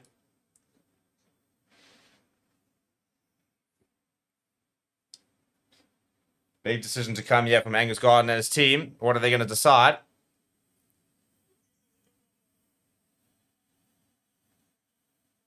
No try, yeah, deliberate knockdown. Now, interesting, by the way, as part of the Autumn Nation series, the referee mic is being played on the stadium PA system. So the entire crowd can hear what Angus Gardner has had to say there. So that's why you could hear the roar when he said no try, because they can hear what he's actually saying. So England get away with that. And instead, it's going to be a penalty right in front of the poles. And as I said, the small margins, that would have been New Zealand into the lead. Now, if England take the points, that'll actually be them 8 points ahead, which is obviously more than what tries distance. So yeah, so England looking good. Can't wait to see them against the Box. Yeah, it should be an absolute cracker with the way that this is starting to shape out.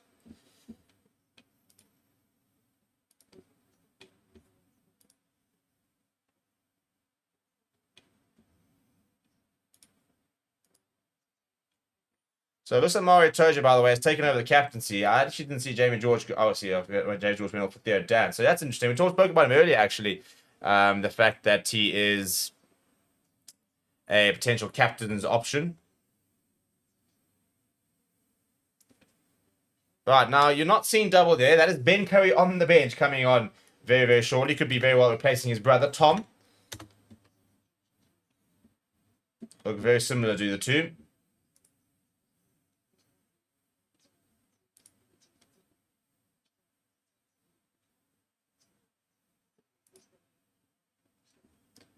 And the reason it looks so similar is that they are twins. So, kind of makes sense. Yeah, I don't think Caleb Clark could use that decision. What do you reckon?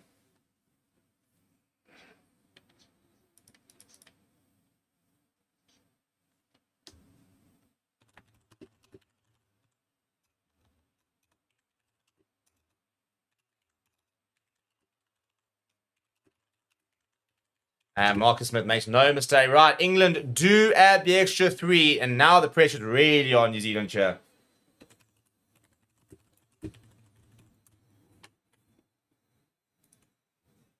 Na. Wouldn't be an England crowd without Dua Lipa blaring out, wouldn't it?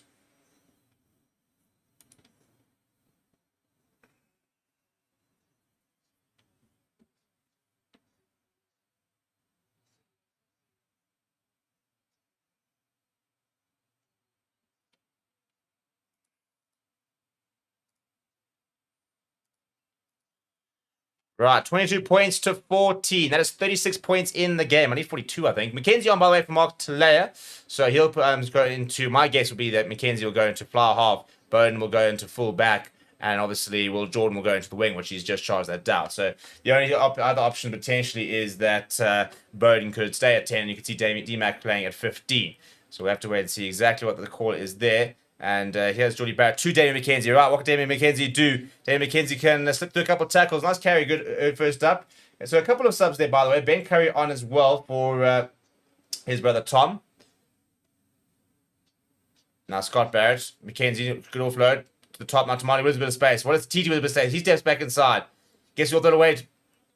And Moore's now going. This is really good work from New Zealand. Pick up and go, yeah, from Will Jordan. Severe now. Working so hard in the tackle there is Artie Severe. And that's Roy got, by the way, has just come onto the park. If you're wondering why, there's a pretty large scrum off. Back in All Blacks jersey for the first time since the World Cup, Cam Roy got. Pasatupoloto is dumped by basically the entire England front row. So lots of momentum here as the New Zealanders are severe trying to get themselves back on the front foot.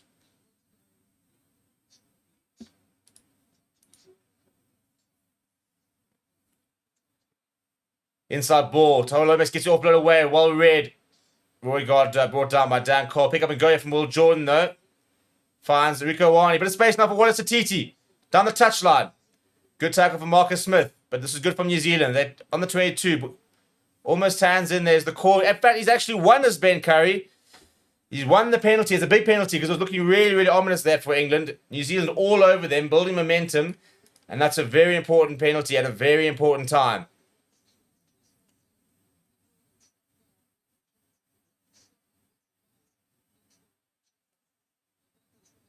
I mean, you look at Ben and Tom Currie. They could stop at half-time and nobody would know.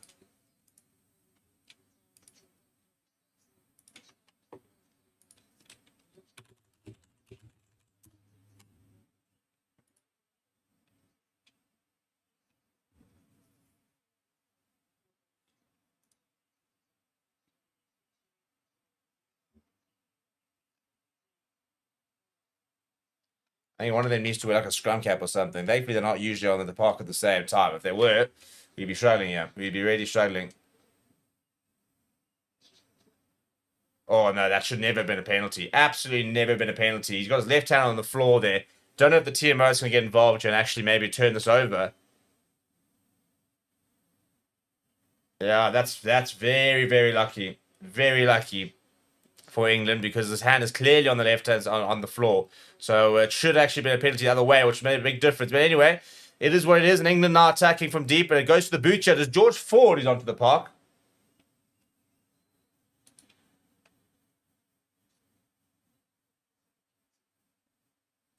And his kick's a really good one there. All right, but then New Zealand win a breakdown penalty. And I think that's Sam Cane. It is Sam Cane. So ebbs and flows, ebbs and flows. Marcus Smith replaced. I think it was a decent game for Marcus Smith. Now George Ford on to just manage things, I think is the main thing. Game management. I think George Ford is absolutely world class. He's one of my favorite players to watch on a good day. I think it's the way he manages the game. Very calm head. Very, very classy operator. Tom reckons, and we all know the Kiwis love a comeback. Evans saying, and now we're in the last 20 minutes. Will New Zealand fizzle or strike back? Well, this is a big point, actually. The fact that they haven't scored points in the last 20 minutes. And how long?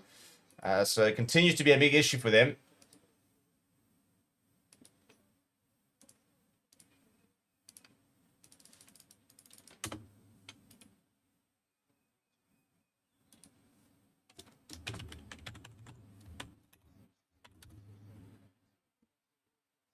Good work there from Pasatupoloto.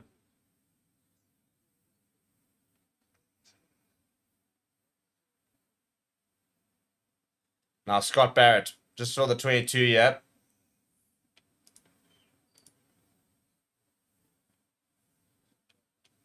Jordy Barrett now. Well, it's a TT. He's had a really good game. I reckon potentially man of the match candidate. Yeah, Artie Severe. A little bit of momentum being lost at the moment from New Zealand. Oh, I tell you what, it's almost a half break and then knock on, and this is where New Zealand continue to struggle. We've seen this throughout the game there. They look really, really good, and then bang, a knock on. Simple early mistake. This is a good substitution, though.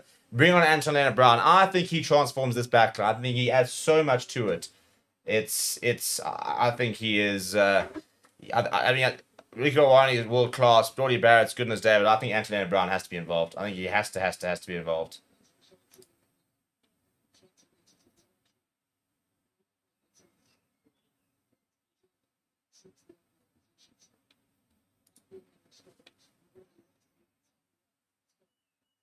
Well,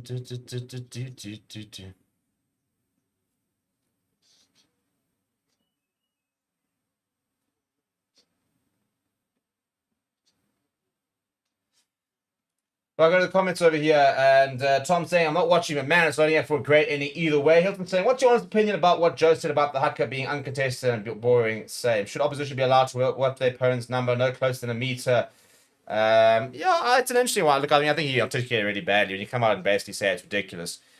Literally say it's ridiculous. It's always going to upset a lot of people. Yeah, I do think it's one of those things. I think you should be able to respond to a certain degree. I just sit there and have to just take it. For example, I think especially. I mean, it's whether it just stays or not, but it's your home game, and you're not allowed to do. You allowed them to go and do this whole thing of hyping up before the game.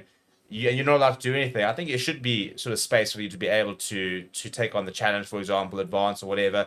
Good scrum and good clearance now for George Ford. As he's saying, just calm down, just calm things down. No need to to speed things up. England, you're in the driving seat.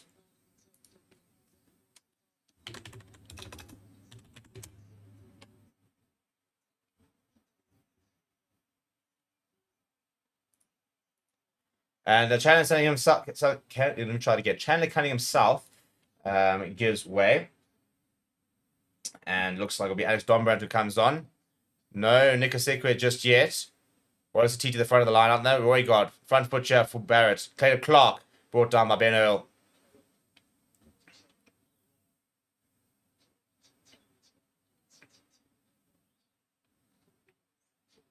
Tupolotu now. Good work from him.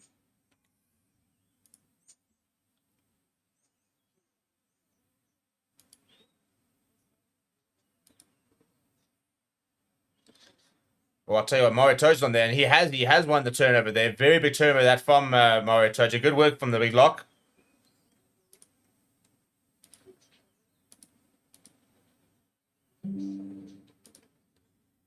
Yeah, very good work there from Mario Toji. Such an important turnover at such an important time as well. And New Zealand continue to struggle in that final 20.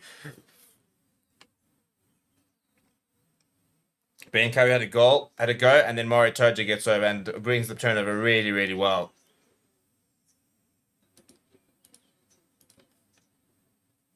And there's a penalty for a no-arms tackle, though. So it's a penalty for New Zealand. Now, big decision time.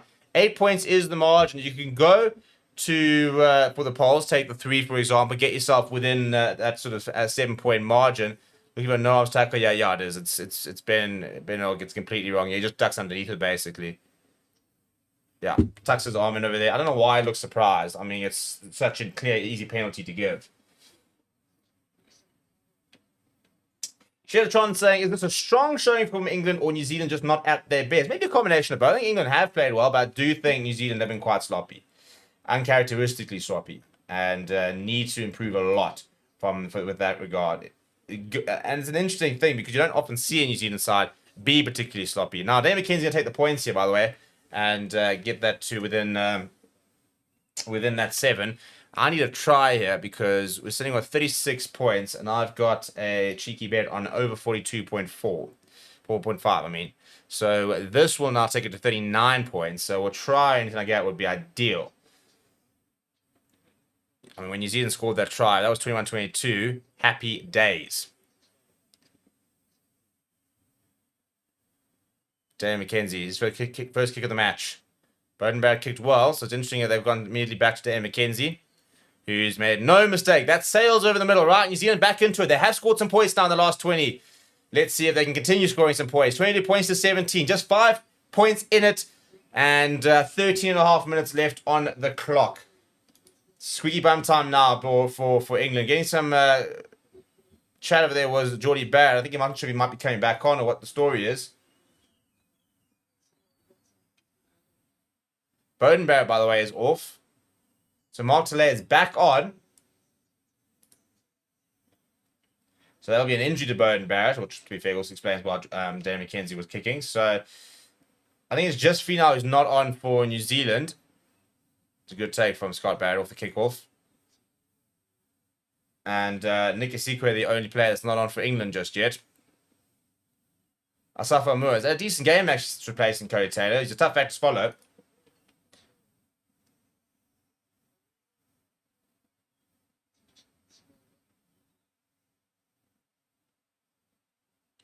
It's a good clearance. Very, very good clearance from Karen Beauregard.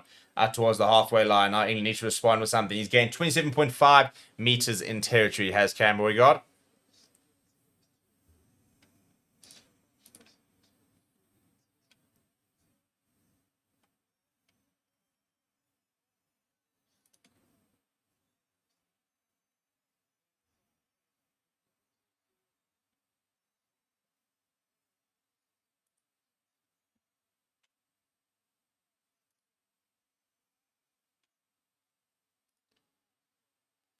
Ball's out, chance. Good carry there from Theo Dan.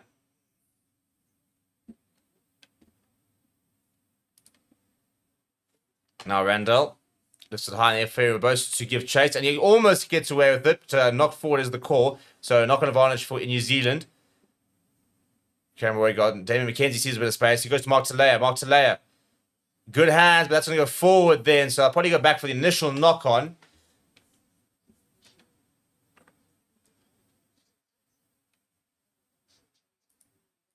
If that sort of knock on pass was good from it was Will Jordan, then that could have been very, very interesting. There's a good contest in the ground there from Ferry Barbosa. If he takes that, then it's a whole different story. That would be England in the 22 with possession and a very fractured All Black defence.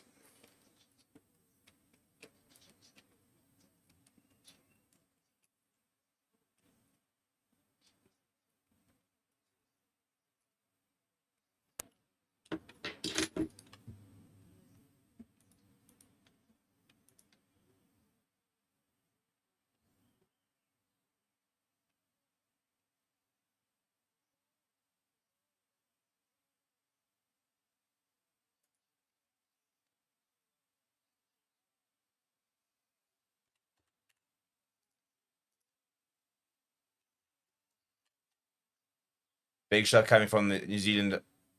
Ball is there, though, and there comes the penalty. There it is.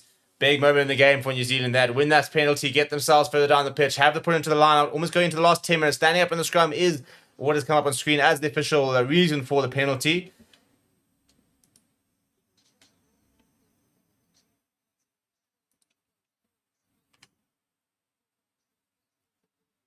You can't say the New Zealand team must wake up. Well, I said they've struggled in the last 20 minutes under Scott Robertson. It's been a very obvious issue.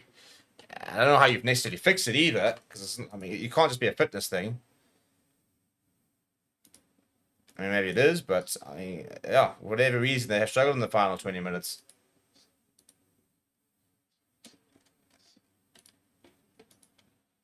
And that's a horrible line out. And that's, again, that's kind of the story of the day. If they lose, I think moments like that are going to be exactly what's going to haunt them. The fact that they've had opportunities and then they've made big mistakes during the opportunities. So a turnover ball here for England, and Randall going to take all his time, lifted high in the air. Ferry Barbosa is going to give chase here. Really well taken, though, by Kerr Clark underneath it. So New Zealand with ball possession on the 10-metre line, their own 10-metre line here. Cameron Roy got with a diving pass. And then McKenzie returns the favour. He goes high. Mark Talea after it. And takes it brilliantly out of the air, but then loses the ball. Forward from England is the call. So knock on advantage for New Zealand. It's available there for Cameron Roy. He goes to Will Jordan. Damien McKenzie looking for options. Nah, but a spice. And once the TT has kept it very well, but forward in the pass. Go back for the initial knock on. And after that, scrum might not be the worst thing for New Zealand. Try and win a penalty, go to the corner.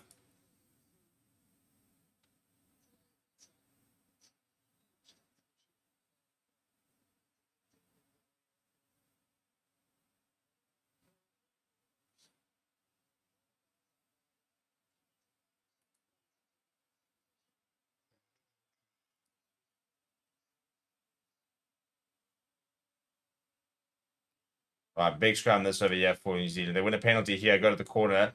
Game is well and truly back on.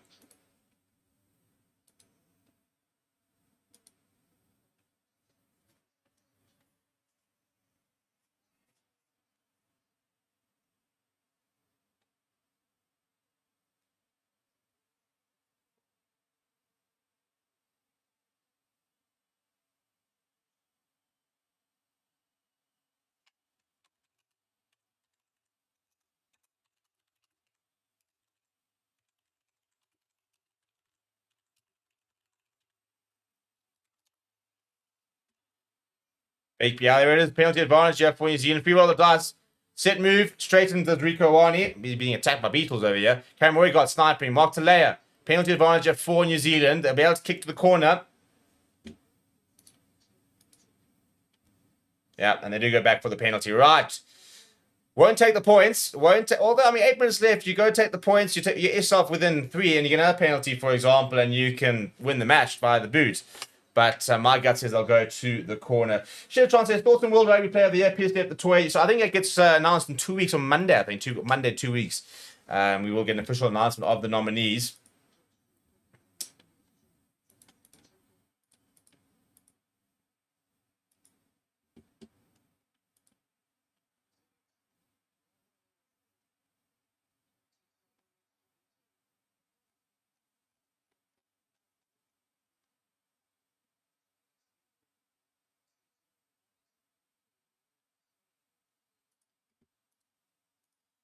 Right, what can New Zealand conjure up? They're on the 22 meter.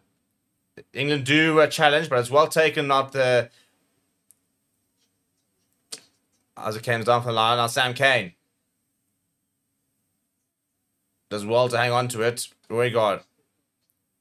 Amur, it's a nice big carry from him. Good momentum this now for the All Blacks. Artie Severe brought down by Ben Currie. Kane, an unconverted try will level the scores. Releases the call there. Now McKenzie goes to Rico Wani. Rico Wani almost breaks through. Cameron Roygard goes himself, almost gets his hands through as well. Good momentum is from the All Blacks. They're 10 meters out.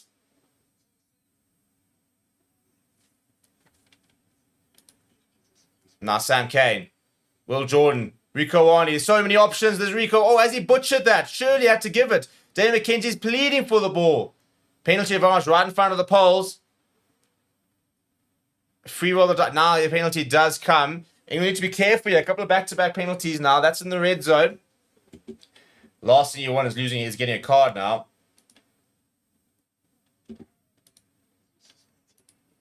Nick's saying, I believe New Zealand are a strong team, so England playing well today. I think England have played well today. I do think this All Black side is uncharacteristically quite sloppy at times.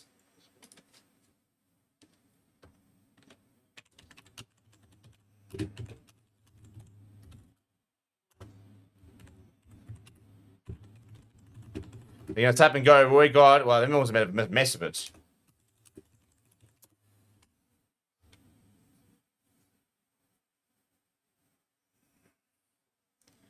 Roy God goes to Wallace Atiti. As I said, I think if New Zealand win this, he could be a very good candidate for man of the match.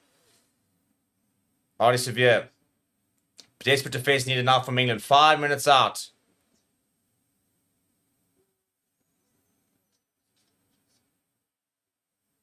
Penalty advantage once again. Dave McKenzie pops it to Will Jordan. Will Jordan gets to Mark Delay. Mark Delay's got to try and beat. He's going to go over. Oh, my goodness. Well, I talked about how George Ford is such a good player to watch, but that's an absolute shocker from him.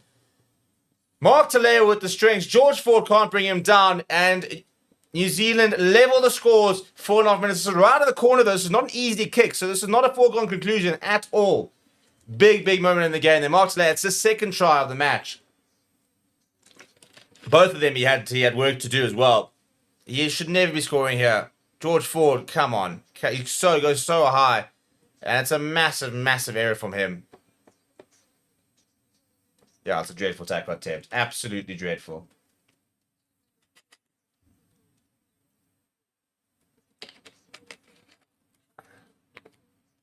$22 points to 22. Big kick coming here from D-Mac. Less than 4 minutes on the clock.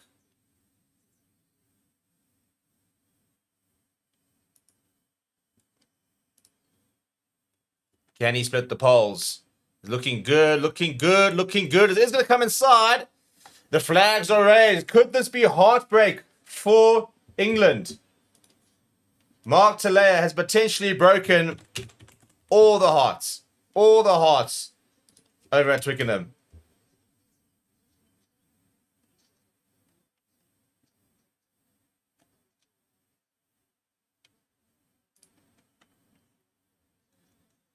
Well, England won it back from the kickoff, though, so this might yet not be done. Theo Dan comes away with it.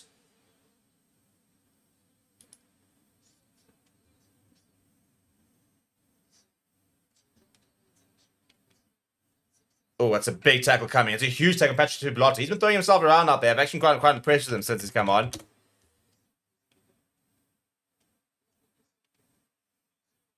Nick Secret is on the park.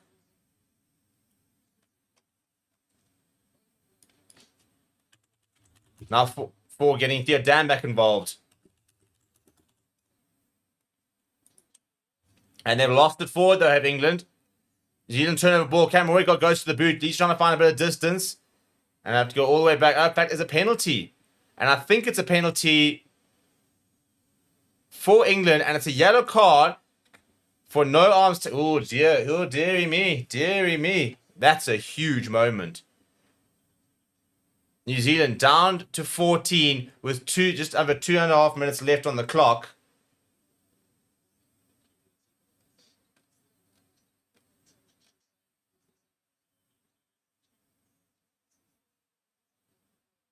It's another tackle of the ball. I think, to be fair, it's been happening all game. So it had to come.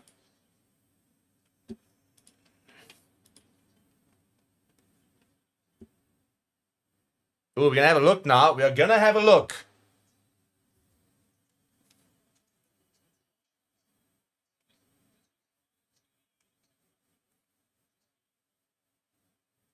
So Anton Brown, by the way, is the one that's been and I'm looking for. That's a head contact. So Anton Brown has run straight into Theo Dan.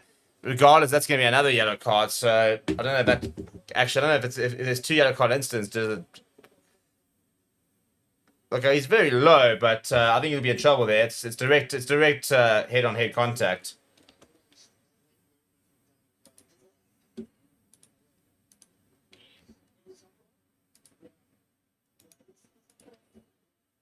But he's not in a great position, is Anton Brown. So that is the yellow card threshold that will be reviewed. And the TMO bunker, we might not hear the decision, but that could be upgraded to a red card.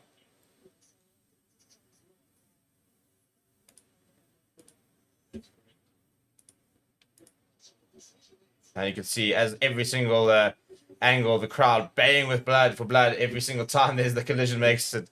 So they want to see something bigger than a yellow card. We'll have to, only time will tell whether we'll get it.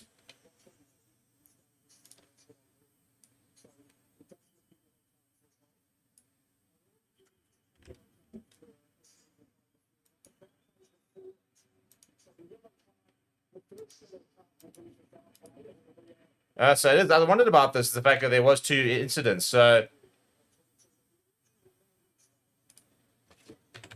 the original penalty will stay. Long process that he will remain at a yellow card. So that's already been decided. And now we wait, don't we? Now we wait. Anton Brown's game is done. New Zealand have now. This is proper squeaky bum time.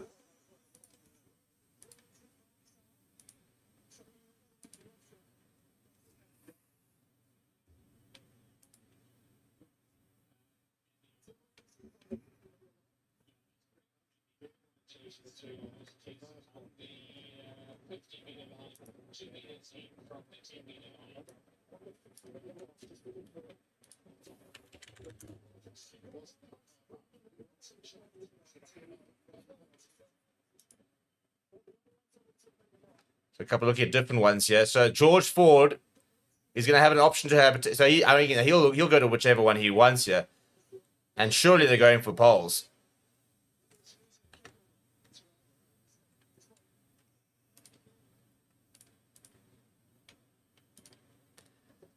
Well, could George Ford yet be the one to have the final say here? Goodness me, what a match this has been.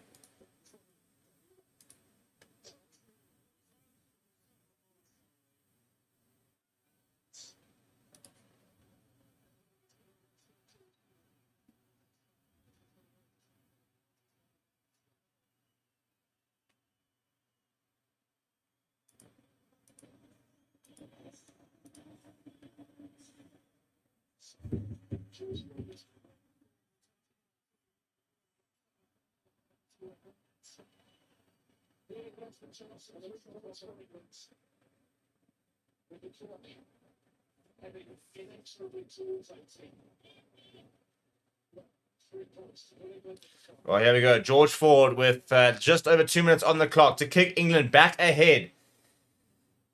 Well, he missed the tackle. So in terms of redemption, this is how you do it. This is how you do it.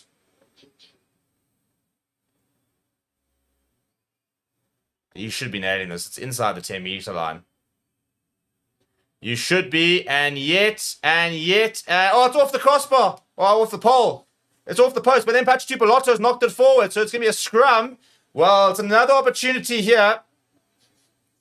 90 seconds to go. There's the scrum. Oh, dear. Cheap is it? How it just keeps... The twists in these tails are unbelievable.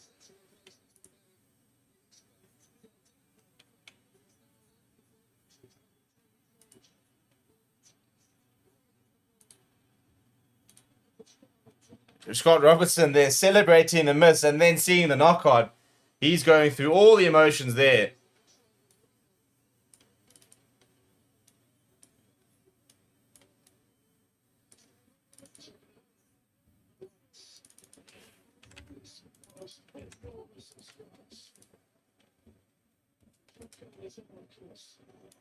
The drop goal as well, so potentially, another try of redemption here will George Ford. It's a huge scrum though from New Zealand, but it does get used from Harry Randall. George Ford has to go back to use it. It's not what you want. Oh, it's a great tackle from Patrick Tupolotto. 20 seconds left. Finn Baxter now. They cannot make a mistake here, England. One mistake and this game's gone. One mistake though from New Zealand and the game's gone. Can they create one more chance here?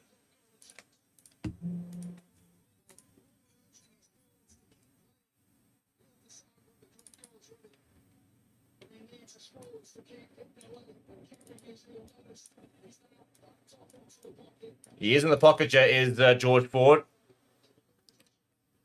Is he going to have a go? Is he going to have a go?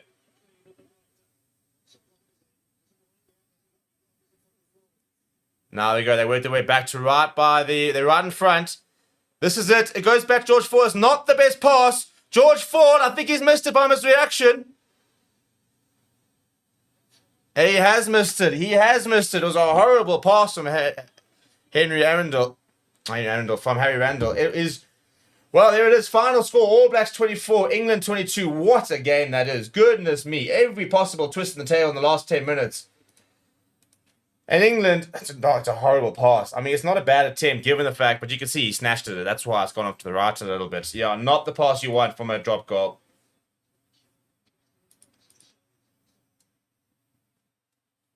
Well, there we go. People, thank you very much for joining me. Incredible game. We're going to send you over to Cal with that Scotland game, which starts in about the next 20 minutes. So thank you very much.